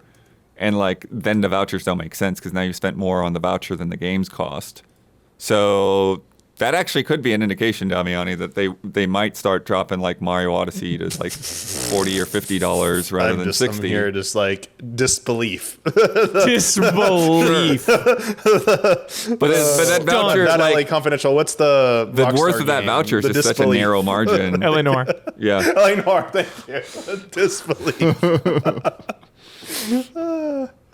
If the games are cheaper, it doesn't make sense to buy them. So Crazy. we'll see. At Develop Brighton last week, Martin Wine, former head of communications at Deep Silver, said that the original version of Dead Island 2 was so bad that it would have killed the franchise. What? So remember, Techland was not working on the sequel, so they had brought in Jaeger, who had made Spec Ops. Amazing. Jaeger. Spec Ops Saline hype. Shortly after that teaser, that jogger teaser in 2014, they got a build-in to review, and quote, "Boy, that game sucked." Wow. And we clearly had player feedback that said, "This is not fun. This is not engaging. This does not feel like the Dead Island that I played." So at the end of the day, we had to take the game away from that external developer, find a new studio, and that put the game on a journey of, well, it was supposed to launch in 2015. When did it come out? 2023. Jeez. Oh, man. It was worth the wait. Yeah, eventually, It rips. Dambuster put out a really great freaking game. Yeah. Like, With it's really so great co-op design. It's so funny, Blood, because the original Dead Island was one of my like earliest grudges. I had a grudge with Because that of the game. trailer? I had a big grudge. The manipulative trailer, The Grudge. the trailer, the rewind, and then you play the game. It's like nothing like that. I was younger at the time, remember? Okay. I get And it then now, yeah. just the game was like fine TM. It was just like a little janky, a little slow, a little boring. The story was nothing. Like just a super fine, but like really hyped game Yeah. that I didn't understand the level of hype Yeah. and love for it because it was just okay. So But It's then funny Dead that Island 2, now- like really like down two. Yeah, I love it. what a like Love really it. great And Dying example Light. of first person melee combat. Like doing it so well. So well. Yeah. But it kind of, like that story though, that reminded me back of a couple weeks ago when we were talking about Microsoft and like the perfect dark situation. And it's like, when you saw this thing struggling, like that was the time to pull the plug. Yeah. Not, you Good know, point. keep this thing in the same like weird snowball of mess. Yeah. Yeah. But now it's like, oh well, Daddy Microsoft says we got to lay people off. So Gosh. so now you guys can go. Yeah. Tough decision. Right. I can't believe we live in a world, Bloodworth, where we're getting really good Dead Island and Dying Light games. Yeah. This is awesome. Yeah. Cool. And then in Nintendo's latest Ask the Developer interview for Donkey Kong Bonanza, the team revealed that at one point they put arms on a Goomba to test the mechanics. Dare they? Yeah, what? From Tanaka, shortly after Super Mario Odyssey was released, we started running technical experiments with the idea of what kind of game do you get if everything in the environment is destructible? Modokura, we even tried sticking arms on a Goomba. Tanaka, that's right, we did. In Super Mario Odyssey, there's a boss Crazy. called Knucklotek who attacks Mario with giant hands. The programmer who created him tried attaching those arms That's fun. to a Goomba as an experiment. The Goomba could smash terrain, tear off pieces to use as weapons, and throw them. That's badass. So, Oh man. It makes me think of immediately Pac-Man was originally designed with arms. I don't know yeah. if you've ever seen that. It's wow. Well, freakish looking. Goombas in the movie have the original Mario movie have arms. Speaking of which, that was one other nugget in there that was kind of cool. They confirmed that Donkey Kong's look in the movie and Super and Mario Kart World are not based on the movie. The movie was influenced by this design when they were working on this on Switch 1, because Bonanza started development on Switch 1. So this is the progenitor for DK's new look. Progenitor that virus. He's been seeing. Yeah. That was kind of cool because so many people are running with the movie has been influencing the games. Like Donkey Kong's design in the movies has influenced Mario Kart World, and Donkey Kong Bonanza, it's like, no, other way around. Also, they said that they went through and like replayed like every significant Donkey Kong game in the series, like original Every DK. significant. Yeah. Well, I mean, that's my. I'm putting a little wiggle room there because I don't know exactly what they the quote play Jungle was. Beat? But they did play Jungle Beat. Yes. Hell yeah, it's significant. Donkey Kong 94. Yeah. Yeah. Donkey Kong Country, Donkey Kong 64 was on the list for sure. Good. 10 out Donkey of Kong 10. Jungle Beat was on the list. The Game Boy one, 94, yeah. Alrighty. Better been on there. Tropical Freeze was on there. Oh, Tropical Freeze. Tropical Freeze. The live audience didn't get this one because it was embargoed. Yes. But they have finally put out the full reveal trailer for Dead Take. They've been teasing this. They let us know that Ben Starr and Neil Newbon was in it. And now we see the full concept of this game, just coming from Abubakar Salem, Surgeon Studios. This first-person horror game set in Hollywood. I just let Huber check out that trailer. Yeah. What do you think? Also, I said it was coming soon. Really soon. It's very soon, July 31st. That's shocking. It looks really good. This is always a negative word, but I don't mean it in a negative way right now. It looks very pretentious, but in like a non-annoying, hostile way. I don't know. It looks pretentious.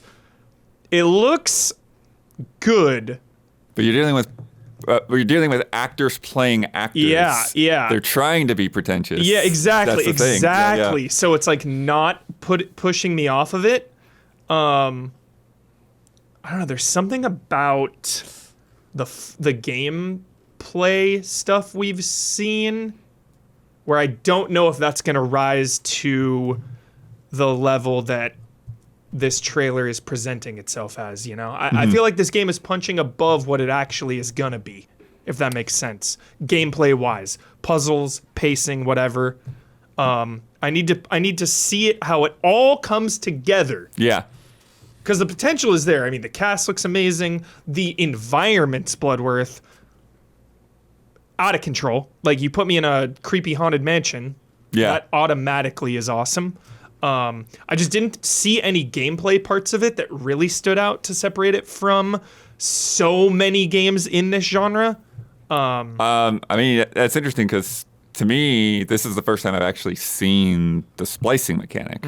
So, like, even the stuff that they showed me before they started doing the teases and stuff, like, I'd never seen that. I've only heard about, like, how that works. And obviously, there's still a lot more, like, to figure out how that mechanic goes together and, like, what you actually do with it. But it is, that little bit of, like, editing there to where it's like, oh, okay, you make it sound like this was an interaction that actually, probably didn't happen. Yeah. But maybe there's a way that you stumbled across something that did happen, or there's something that, like, that triggers, like, a longer scene or something that you can only access if you splice the right things together. Like, I don't know exactly how it works. Yeah. And you do have, like, the best cast right now in the biz, I feel like. You got Sam Lake, Neil and Ben in there. Yeah. Laura Bailey's in there. Yeah. Matt Mercer, Super Travis cool. Willingham, Alana Pierce. Yeah. So, I mean, that elevates it automatically. I mean, you're going to get some potentially incredible performances. Just need to see how it all melds together. Because I just keep seeing, like, it's not enough to just, like, bend a hallway anymore in a game. Sure. You know? Or, like, open a drawer and find a item. It's like, what's really separating it is the live action combination. Right. So if the live action stuff blends nice, Alan Wake style, control, what have you, it's the way that is implemented into the actual walking around solving puzzles that's going to really decide for me if I like it or not. I don't know. Yeah. Yeah, I mean, I don't think it's meant to be a huge game. Like, I feel like it's a one sitting game, Blood. They've only been working on it fairly recently as well, so they put it together pretty quickly. Seems Surgeon's second game. Yeah. Pocket Pair Publishing's first game as a publisher. That's awesome. So I'm very curious how it's going to turn out. And like I Same. said, we are going to have Abu in for an interview here in a couple weeks. Hell so, yes. Hopefully Huber will be on the desk for that. Yeah, that is awesome. Isla's schedule is a little tricky there, so hopefully we can get Isla in, but it may not happen. Curious if Damiani has any thoughts, even though I know you're not into first-person stuff as much. Yeah. The first thought was like, oh, Benzar cool, and other casts pretty cool that they're in there, but also like looked like I would have. My gut was like Isla bait. Yeah, I was like definitely. So the splicing part, I was like, oh, so some video editing thing, and this type of psychological horror game. It's like all right, and that type of narrative. It's like, all right. I just think right at this exact moment, you ask me, you asked me a year from now, it's obviously going to be different. There's a lot of games like this. Mm-hmm. I just played a lot of not walking simulator horror games, but like it takes a lot to like surprise and shock me, especially in this genre. So that's why I'm just like a little skeptical. Yeah. Just a little bit. Fair. Yeah. All right. It is time for Love and Respect.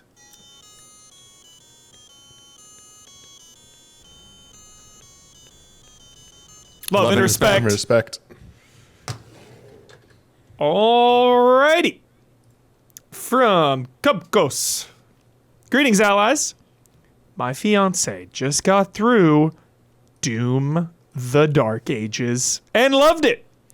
It was her very first Doom game, and she had an absolute blast. Playing through a second time immediately after to get all the secrets and collectibles. Nice. I thought to myself, great. I've been trying to get her to play Doom 2016 for a while. I've been trying to get Grumbomb to play Doom 2016. Not happening. For a while, so now's my chance. I installed it, offered her the controller, and she said, nah, I'm good. The Dark Ages scratched the itch she had, and she decided she didn't need any more. With that in mind, what is a game that you have recommended to others that they have not played, and it is killing you that they haven't? I know there's probably some better answer than this, but it's not coming to my head. But the two that I'm thinking of right now, Huber, Sea of Stars. Yes. And yes. The Altars. And the Altars. I'm so fucking hyped on the Altars. Give me a little more time, and I'm going to dive in for sure. Yeah. Yeah, anyone who still hasn't played Revengeance, you're a crazy person. Let her rip. Like, what are you waiting for? Yeah. The best Metal Gear game ever made. Hey, let's not. There we go. Let's not go there. Maybe the most memed Metal Gear game. I cannot wait until Gabby plays Mafia. Cannot wait. Nice. Any others? Dawn? I'm trying to think of something I've Recommendations? recommended. I mean, a lot of the games I recommend. Gabby is saying Huber, Tears of the Kingdom. Tears of the Kingdom. Yes, the Switch 2. When I get my Switch 2, Yeah. top of the list. That's a fair point because now that it's out, that's like such an upgrade. Such It's an upgrade. insane how much different it feels to play on that platform. Yeah. Hell yeah. So pumped. Yeah, couldn't do it the first time. I'm sorry. Alrighty. I do get bummed when I hear you talk about those mechanics and the stuff that wasn't clicking for you. It's like, but it's so good. And I just, Breath of the Wild was such a 10 out of 10. It's just that sequel problem. And it's not just isolated to Zelda. I mean, I say the same about God of War 2018 to God of War Ragnarok. I like God of War. Mm-hmm. And it's the other one. The other Sony game. Not Last of Us. Last But of Horizon. Horizon. I like the first one more than sure. Horizon 2. I don't know. Spider-Man was it. Yeah, I like Spider-Man. Spider-Man. I like Ghost of Spider-Man 1 Tsushima. more than Spider-Man 2. It's just like, I don't know. A lot of it feels because those originals like are so important to me, and because I 100% them usually too. I go all in on them. By the time the sequel comes around, immediately I'm like not fatigued, but like I'm already used to a lot of this. It's interesting because I thought that I was going to be like that with Tears of the Kingdom. Yeah. And then it just sort of took me getting just back got in into it. that headspace The depths. after a few nights. Yeah, the depths was one of those things Yeah. for sure. It may have also helped that like I did that whole video diary series, which was really fun. Sick. And so I just like I kept going places and I kept having stories to tell, and then I was like, I have more stories to tell than videos we have time to make. That's so fun. Yeah, so it was a really cool game for that. Hell yeah. But yeah, the one thing that I don't really like going back to either of those games is the cooking mechanics. Once I get back into the rhythm of doing it, then it's okay. But like, it's just not like when I just jump back into the game for a little bit or whatever. It's like, oh, I don't really want to be spending my time doing this. Yeah. I think I usually just bulk cooked. Just like, all right, I'm gonna cook like 30 things right now. And just Right, like, right. yeah, just like, yeah. But it's like you need this kind of food for stamina. You need this kind Yeah. of food for this thing. This food for that. And, you know, For sure. the costumes okay. kind of, you know, help with that a little bit. But yeah. Sure. You might want to do it now if you got the Switch 2 version with the Zelda notes. You can get the infinite durability Master Sword real easily. Just sharing an item from someone. You just scan the No code. way, no You can inject way. it. Yep. Got the unbreakable Master Sword won't do that. in Tears of the Kingdom, baby. I won't do Forever. No more durability No, ever. no. Let's go. I'm good on that. Took 2 minutes. So easy. That's cool that's there, because I know durability is such a contentious thing, but I want to play vanilla. Oh, I'm done with. I'm done. standard. Yeah, I'm done. Yeah. Like If this you do is it when you're for me done, to yeah. have. I wouldn't. Yeah, I would probably not recommend it for like a new playthrough. But Yeah. I just. Yeah. It's nice. Merging to weapons have. and stuff in Tears of the Kingdom is such a better use of that mechanic. It's pretty cool to just experiment with stuff. Top 10 things in video games: a giant rock on a sword. Like, it's freaking cool. All right, from Rat Avenue. Hello, allies. Been a lurker on your Patreon for a year or so now, but have been subscribed to the channel since the beginning. Thank you. Love and respect. I've had a bad habit of buying games when they're on sale and then proceeding to never play them. Welcome, yes. Welcome to the club. I just finished playing Persona 5 Royal, even though it's been in my Steam library since 2022. I just can't seem to commit to starting a new game, no matter how much free time I have. My question is simple. How do you guys deal with starting new games? So tough. I definitely feel that it's a struggle that I have sometimes is starting up a fresh new game. Like it's easier to like hop into Mario Kart and play and then end up playing 4 hours more Mario Kart than to hop into something that I haven't touched yet. Especially if it's something that like I need to like hook up capture and stuff for. Yeah. But yeah, there's that sort of like general like nervousness or slight anxiety of like, oh, I got to get into that whole new thing and dig into that whole new thing. You're diving into another world. Especially because like a lot of times like my brain already doesn't want to turn off. Like if I think there's like still work things going on, like I'm still getting emails and stuff during the day, it's hard for me to like get into a game during the day rather than like ridiculously late at night. Which is why I never get to play multiplayer games with anybody, because I'm like, oh, I'm not ready yet. I've got this other things I'm taking care of and spinning plates. But it's interesting to hear that they're dealing with it too when it's not even their job. Yeah, I think that's the thing. Like, and like my brain can categorize it as like a work thing a lot of the time. Yeah. So it's like I want to get the small things, as many small things out of the way first before I Yep. get into the big thing. That's what I try to do. Yeah. Also, blood. I wish it wasn't the case, but there's just no other way to consume the amount of video games that I want to consume each year unless I am juggling. So I am actually always playing like 6 games at once, always. And that can be a big bust and a bummer sometimes, you know, like Death Stranding 2 I haven't played in a week because I've just been like bouncing around other things. But on the flip side, on the positive side, I feel like I get through more games that way because I'm just like, you know, I get fatigued a little less by bouncing around. Okay. You know, everything remains fresh because I'm like bouncing around a little bit, and then usually I'll get to a spot in a game where then I will just commit the rest of the way. Like I just did that with Pirate Yakuza. I was like, okay, I'm just gonna like grind this out for the next couple days, finish it off. But then as soon as that was done, it was like, all right, now what am I gonna go back to? Like it is that same kind of question, not necessarily starting a game, but getting back into a game that you've put down a while is like even harder for me to do. It could be scary to start like a new game. I do want to offer a different perspective and push back a little bit, even though it's like our jobs. I think things are changing, and I think you should probably. It's a combination of like what you're passionate about, and also a combination of what people are playing right now.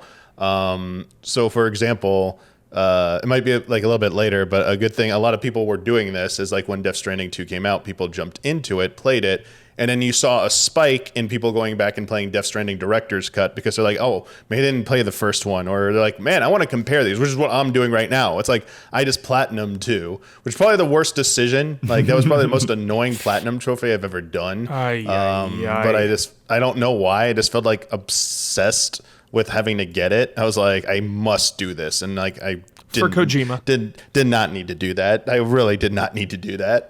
I platinumed Yakuza, Damiani. Sometimes you just get I should have moved on to Death Stranding 1 sooner, man. Anyway, but I'm going back to Death Stranding 1 because like, dude, I haven't played this since it came out. And I'm very curious about how much this really changed. And it's actually kind of cool to see how much of it, like, because I keep arguing that Death Stranding 2 was like, you know, built upon a great blueprint that was in Death Stranding, but that's going off like what, when that came out 2019, it's like 6-year-old memory. So I'm like, am I really remembering that correctly? And going through it now, it's like, yes, like this game is more story driven. Like, even like the mission to mission stuff, it's definitely like more heavy handed in that regard. But there's so much of it that's so similar, but they just like, you know, built upon those systems and improved them. And it's really cool to see that. And if I had waited, the longer I'd wait to play Death Stranding 1 after finishing Death Stranding 2, the harder it'd be for someone like me to like make those strong connections and more definitively reestablish those sentiments. So I do think it's good to move on to something that seems like natural, that like you're like trust your instincts. Like if you're being like your inner voice saying like, I want to jump to this game, but I have all these other games I should be playing. It's like, you should probably jump to the game that you're doing. Cause like, I do believe like you're more receptive and like you're going to like have a better time, and you're always gonna be thinking about that other game. Even if you jump to another game, it's like kind of like clearing that out and finishing that so that you can truly move on to something totally new and have your mind cleared for that and ready to go. So like once I'm done with Death Stranding, it's like, wow, I feel like I have, you know, fulfilled what I was trying to do with this. I have my mind is at ease, and now I have these good formed opinions about it, and now I feel ready to move on to something brand new and move on from that. Versus if I didn't, not only would my mind be like, why didn't you do that? Like, why didn't you go back to that? But also it would have been like such a diminished return by waiting that much longer to go back to it.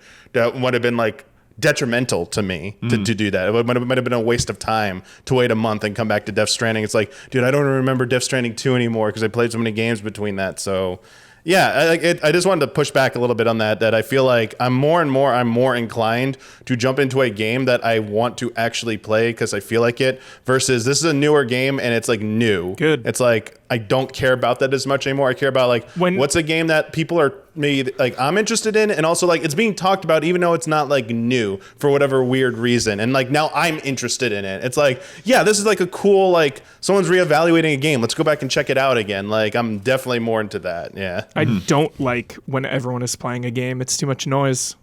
So this isn't zeitgeist. This isn't like new game zeitgeist. I'm talking about like people are going back and looking at an old game. It's like, yeah, like this is a good, like it's all like I do. motivation to jump back into it, and it's a rare opportunity where you get more people actually actively playing it. That you could bounce your opinion off of them and actually have like discourse with them. It might not be great discourse, I'll admit. Like sometimes it gets like, that's why I stay away from social media so much nowadays, is I just like it's like worthless for the most part. But like in other places I go look at discourse, it does, seem like it's actually meaningful, good discourse. So it's good to get stuff like that and go back and then look at older games through that lens. And honestly, if you those are things you cannot are harder to come back to, Huber. Like the newest game, okay, the zeitgeist passed, but like if it's still in the calendar year, you still got goatees, you still have other opportunities versus a game that came out like several years ago and no one's going to be talking about it again except for like this one moment where there's a weird lightning rod that's attracting people back to it.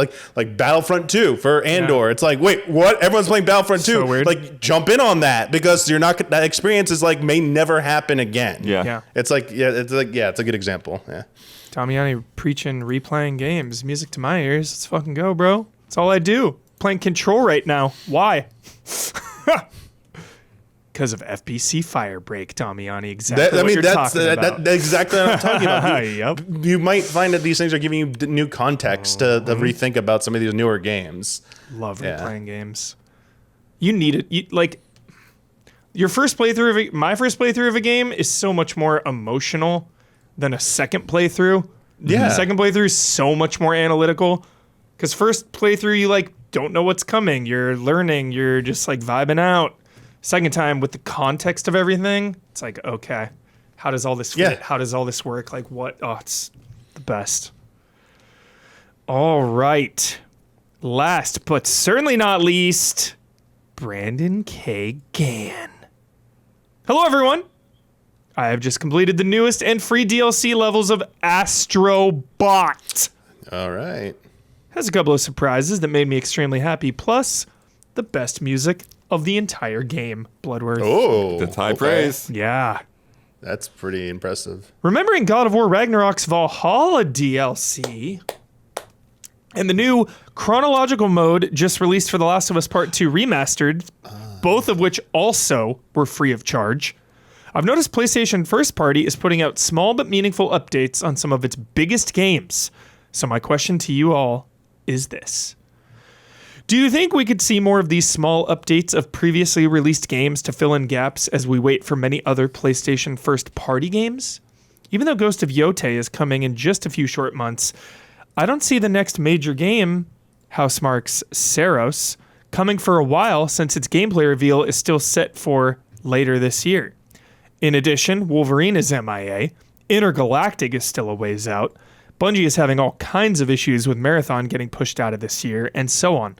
With the colossal debacle of the live service trend blowing up in Sony's face, should small teams within the larger studios put out small modes and levels like what Team Asobi, Naughty Dog, and Santa Monica Studio have done to placate the wait on the next big releases?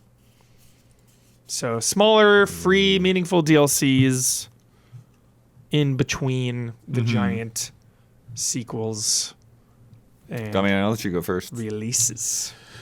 For Sony First Party, I mean, I think it could help, but I think the practical answer is that they might just not have enough resources.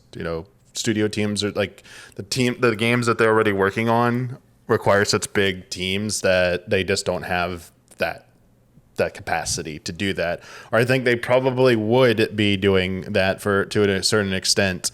But yeah, I think like a single smaller standalone update to a lot of their first party titles that comes out like a year to a year and a half after like the base game releases, to hold over people to like, if they're like, it's clear that they're going to make like a follow-up, just like you said. I mean, a few have done that already, but I would have, it would have been nice to see that, a little bit more, because game development takes longer and you are waiting longer for the sequels to your favorite franchises. It is like kind of a bummer when it's like, man, it's been like how many, like 4 or 5, sometimes it gets to 6 years but between like a release. And you do see like other studios have found out like different solutions, sorry to go back to Nintendo, but like Nintendo will put out like, it takes a long time for like Breath of the Wild and Tears of the Kingdom to come out, but they had other types of Zelda games coming out in between. So it might not be like the brand new one, but like smaller spin-off projects for those franchises could also be something as well. What was the mode and what was the God of War one again, Huber? Valhalla. Yeah. Yeah, they brought that one up. Yeah, like we get something like that. Yeah. The best free DLC maybe ever. Something like that, or like a mercenaries mode, like equivalent of that, like that's Resident Evil, but like someone making some kind of fun mini game that you could even just go back to, because that's what essentially Astrobot's just doing. Astrobot is just doing new levels, new bots to rescue, but also like kind of like new gimmicks. So there's like the speedrun challenges. So I would say like it's good content, but like it's not like they're developing an expansion or a whole new game just yet, and it's keeping people playing that. That's better when it's within a few closer to release, where you get to do something like what is the Uncharted one, Lost Legacy, right? Yeah. If you do something like Lost Legacy, that Or might take Miles like a little bit more Morales. time. Yeah, I was thinking about and those. Miles Morales, exactly. Yeah. Yeah, I think those are both pretty good examples. Yeah, I know. I think the thing is, like, when we talk about all these examples, like, I feel like Sony is doing that essentially, and maybe just more of that, more small scale things like Astrobot, so that it's like, okay, yeah, you're Wolverine and Intergalactic. We know that stuff's going to be a while, but here's this and here's that. Trying to get more of those like smaller level games out there, more stuff out there that's kind of like got the Sony backing on it, like Stellar Blade and Helldivers. Yeah, because the thing that's a little bit weird to me is, as much as like you love Valhalla, I feel like most of these free updates, like they're cool for people that still have those games installed or whatever, but I'm skeptical on like how much of that like actually gets noticed like broadly. You're a psychopath if you have finished Ragnarok and not Valhalla DLC. Like, you're an actual psychopath. That's what I would say to anyone. Because 1, it was free, and 2, it was extremely meaningful. Right, but it was released in like December or something weird, right? Like most people are, not really looking. And it was, again, it's kind of like what's like the chronological mode of these bots. It's like there wasn't like a whole lot of build up to like, hey, this is coming. So it's like, I think that's the thing. It's like, I feel like in a way, like PlayStation themselves undersold it. Totally. Like, the whole time here's was just a playing, thing. Go for it. Yeah. The whole time, Blood, I was like, how is this not $30? Yeah. Like, I wouldn't have had any idea if you hadn't been so over the moon for it. Yeah. Right? Like, you just started playing it, and then all of a sudden, like, you're just in Slack, like, this thing is incredible. This is crazy. Nuts, so. Yeah, Blood. Oh.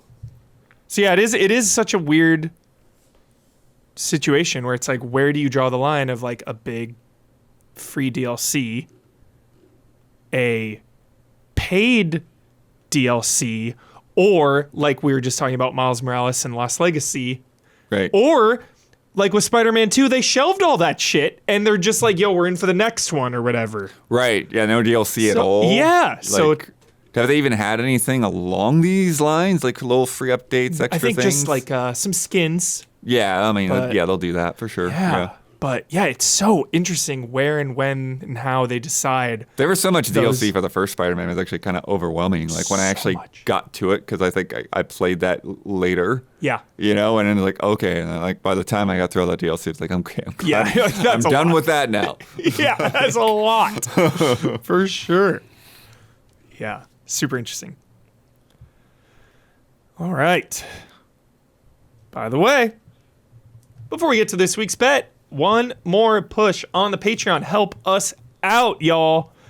If you sub to our Patreon for $5, you get the ad-free version of this podcast, and you get it 2 days early.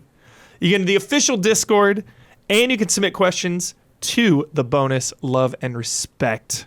The Love and Respect questions, and we get the bonus questions. Yep. So yeah, just help us out. Some real life gaming amnesia in this week's bonus questions. Real life gaming amnesia. I like that. We were just talking about Spec Ops: The Lion, and I just like think in my head like I remember like one scene in that entire game so much. Right. Yeah. Well, that's the stuff we're gonna get into. Yeah, Yep. that's fun. That's fun. And if you really, really, really want to help us out, you can join one of our producer tiers. Our platinum producers get a shout out on this podcast each and every week. This month's shout outs go to Jabboabs and El Thanis. Shout out! Shout out. Now come join us on Patreon for those bonus questions. Get hyped. It's time for bets. Can you believe it? So when I'm making the bets, I'm like, all right, what's coming out? What's coming out? Oh. Oh, see, it's not even in my orbit. It wasn't even really on my radar because I don't have a Switch 2. Donkey Kong Bonanza comes out Thursday. Yeah. So soon. Thursday. What's your guess on Metacritic or OpenCritic right now for Donkey Kong Bonanza? I'm saying 93. 88. Ooh. Damiani? OpenCritic and stuff is harsh. Yeah. 90? 90. Nice. Don, you got a bet? This isn't the bet, but a side bet. I'll go 94. 94. Nice. All right. So it comes out Thursday. In the top 10 English reviews on OpenCritic, how many times will we see the word Mario? Arrogant Child, Damiani. 25. Shit. The Wicked Worm, Daniel Bloodworth. 33. Shit. The Whimsical Scum Isla is out. Punish Castellanos, Don. I went 25 also. 25er. Strange Valentine Gabby. Is she here? She's here. 10. Tenor. And I'm okay. I don't mind this. Fancy Stars member Huber, me, 17. 17. So I'm kind of in there. I'm kind of in the middle.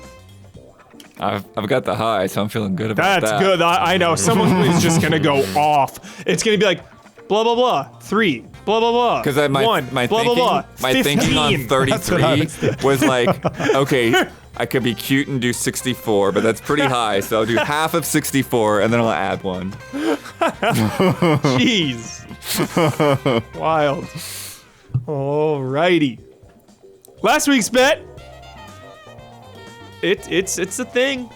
Remasters. Yeah. Re-releases. It's going down more than ever. I feel like. I love it. I truly love it because you have a chance, everybody, to play one of the greatest video games ever made. Yeah, one I've never played. Ooh, System Shock 2 Remaster came to consoles. It's previously on PC. On Thursday, July 10th. Last week, we asked how many times we would see the term immersive sim in the top 10 English reviews on OpenCritic.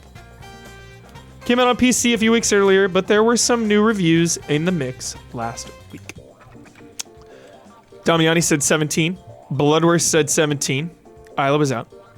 Don said 2. Gabby said 1. I said 8. Number 1. GameFine. I think it's Game of Fiend or Game of something Fiend. like caffeine, caffeine. 4 times. shockingly, PC Gamer said it 0 times. That is shocking. But we had a small council debate on this. On the PC Gamer review of System Shock 2, on the like what to know little those info boxes. Info box. Most of the time, I don't count them. And this time I was like on the fence. Yeah. Because it was like, it also had reviewed on Steam Deck, and it's like, oh, that could have been done by the writer, or it could have been done by like an intern, or that could have just been sitting in the database for since the game was announced, you know, kind of thing. The genre there said immersive sim.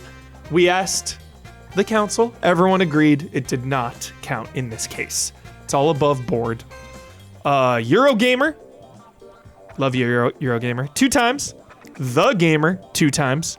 Nintendo Life, 0. Dual Shockers, 0. Push Square, 0. PlayStation Universe, 0. Tech Raptor, 3. Xbox Achievements, 1. Bringing the final total to 12. And I won 1. Hey, look at that. Good. The funny thing about The immersive sim win, that feels good. the funny thing about that, Heber, is just like the sites that's most of them that were like very like consoles or in their names didn't say it. But the ones that are like maybe a little bit more PC focused had it in there. If we had Except counted, for PC Gamer. yeah, and Blood, if we had counted that PC Gamer box, I think you and Damiani would have won. Yeah, it was only one point different on All that above one. board, it went to the council. I said it wanted to count, not knowing the score. I was trying to give you guys points. So there we go. Bringing the current score, Punished Castellanos Dawn in the lead with 9. Dispatch. And the Fancy Stars member, we will be opening the doors. 3. I've got 3. Alrighty. Reminder that this week we recorded early.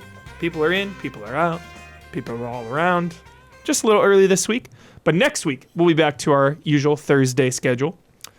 The preview engines are heating up as we got a lot more previews coming up. Quite a few in the pipe. Some may be up before you see this podcast even. Others won't be until games come. So keep your eyes open. There's so many. It's like there's the ones that I'm like having to turn down. I'm like, why are you turning this down? I'm like, I'm sorry. There's so many. So many. There's only so many of us. Speaking of Gamescom, Blood and I are going to be back in Germany this week. We are looking to do a meetup with details TBD. But be sure to let us know if you're interested. So, 10 out of 10. Cannot wait. I won the bet, so I get to do the stuff. The stuff. I get to do the stuff. The closing stuff. Coming up. Anything on my mind this week? I saw Superman last night. Shout out to Superman. I saw it last night, and I loved it. Cool. Really loved it. It's so hard for me to get anyone's take when it comes to movies. Because like any like Don't you trust my movie takes? Minus Pacific Rim Uprising haters, whatever. But that's what I'm saying is like whatever the critics say or whatever like the social Audience. media bubble says, like I like half the time. Trust no one. Fox Half the Mulder. time I have like most of it. Actually, it's usually the negative stuff. Yeah. When people have negative stuff to say about a movie and then I see it and I'm like, I got no idea what you guys were mad at. That's fine. The movie's fine. Really, really good. I know Creature Commando started it, but like this is like the beginning of this new DC universe, and like to me, really good start. Really good world building. I heard the dog looks good. Dog's amazing. Superman himself, like I need more of him in my life. He is what we need right now. Just a wholesome guy, dude. Wholesome ass Superman. He was great. The final word. What did we talk about today? Yo. I'm not the only one who has this take, Damiani. Another former Easy ally had the exact same take, that the DS compromised and actually killed JRPGs. Yep. That's a me and Brad take 10 out of 10. Ask him anytime. He will agree. DS compromising JRPGs from the glory days of PS1 and PS2, dude. Way downhill on DS. Boom! That is my final word. And until next time, love and respect. We'll see you.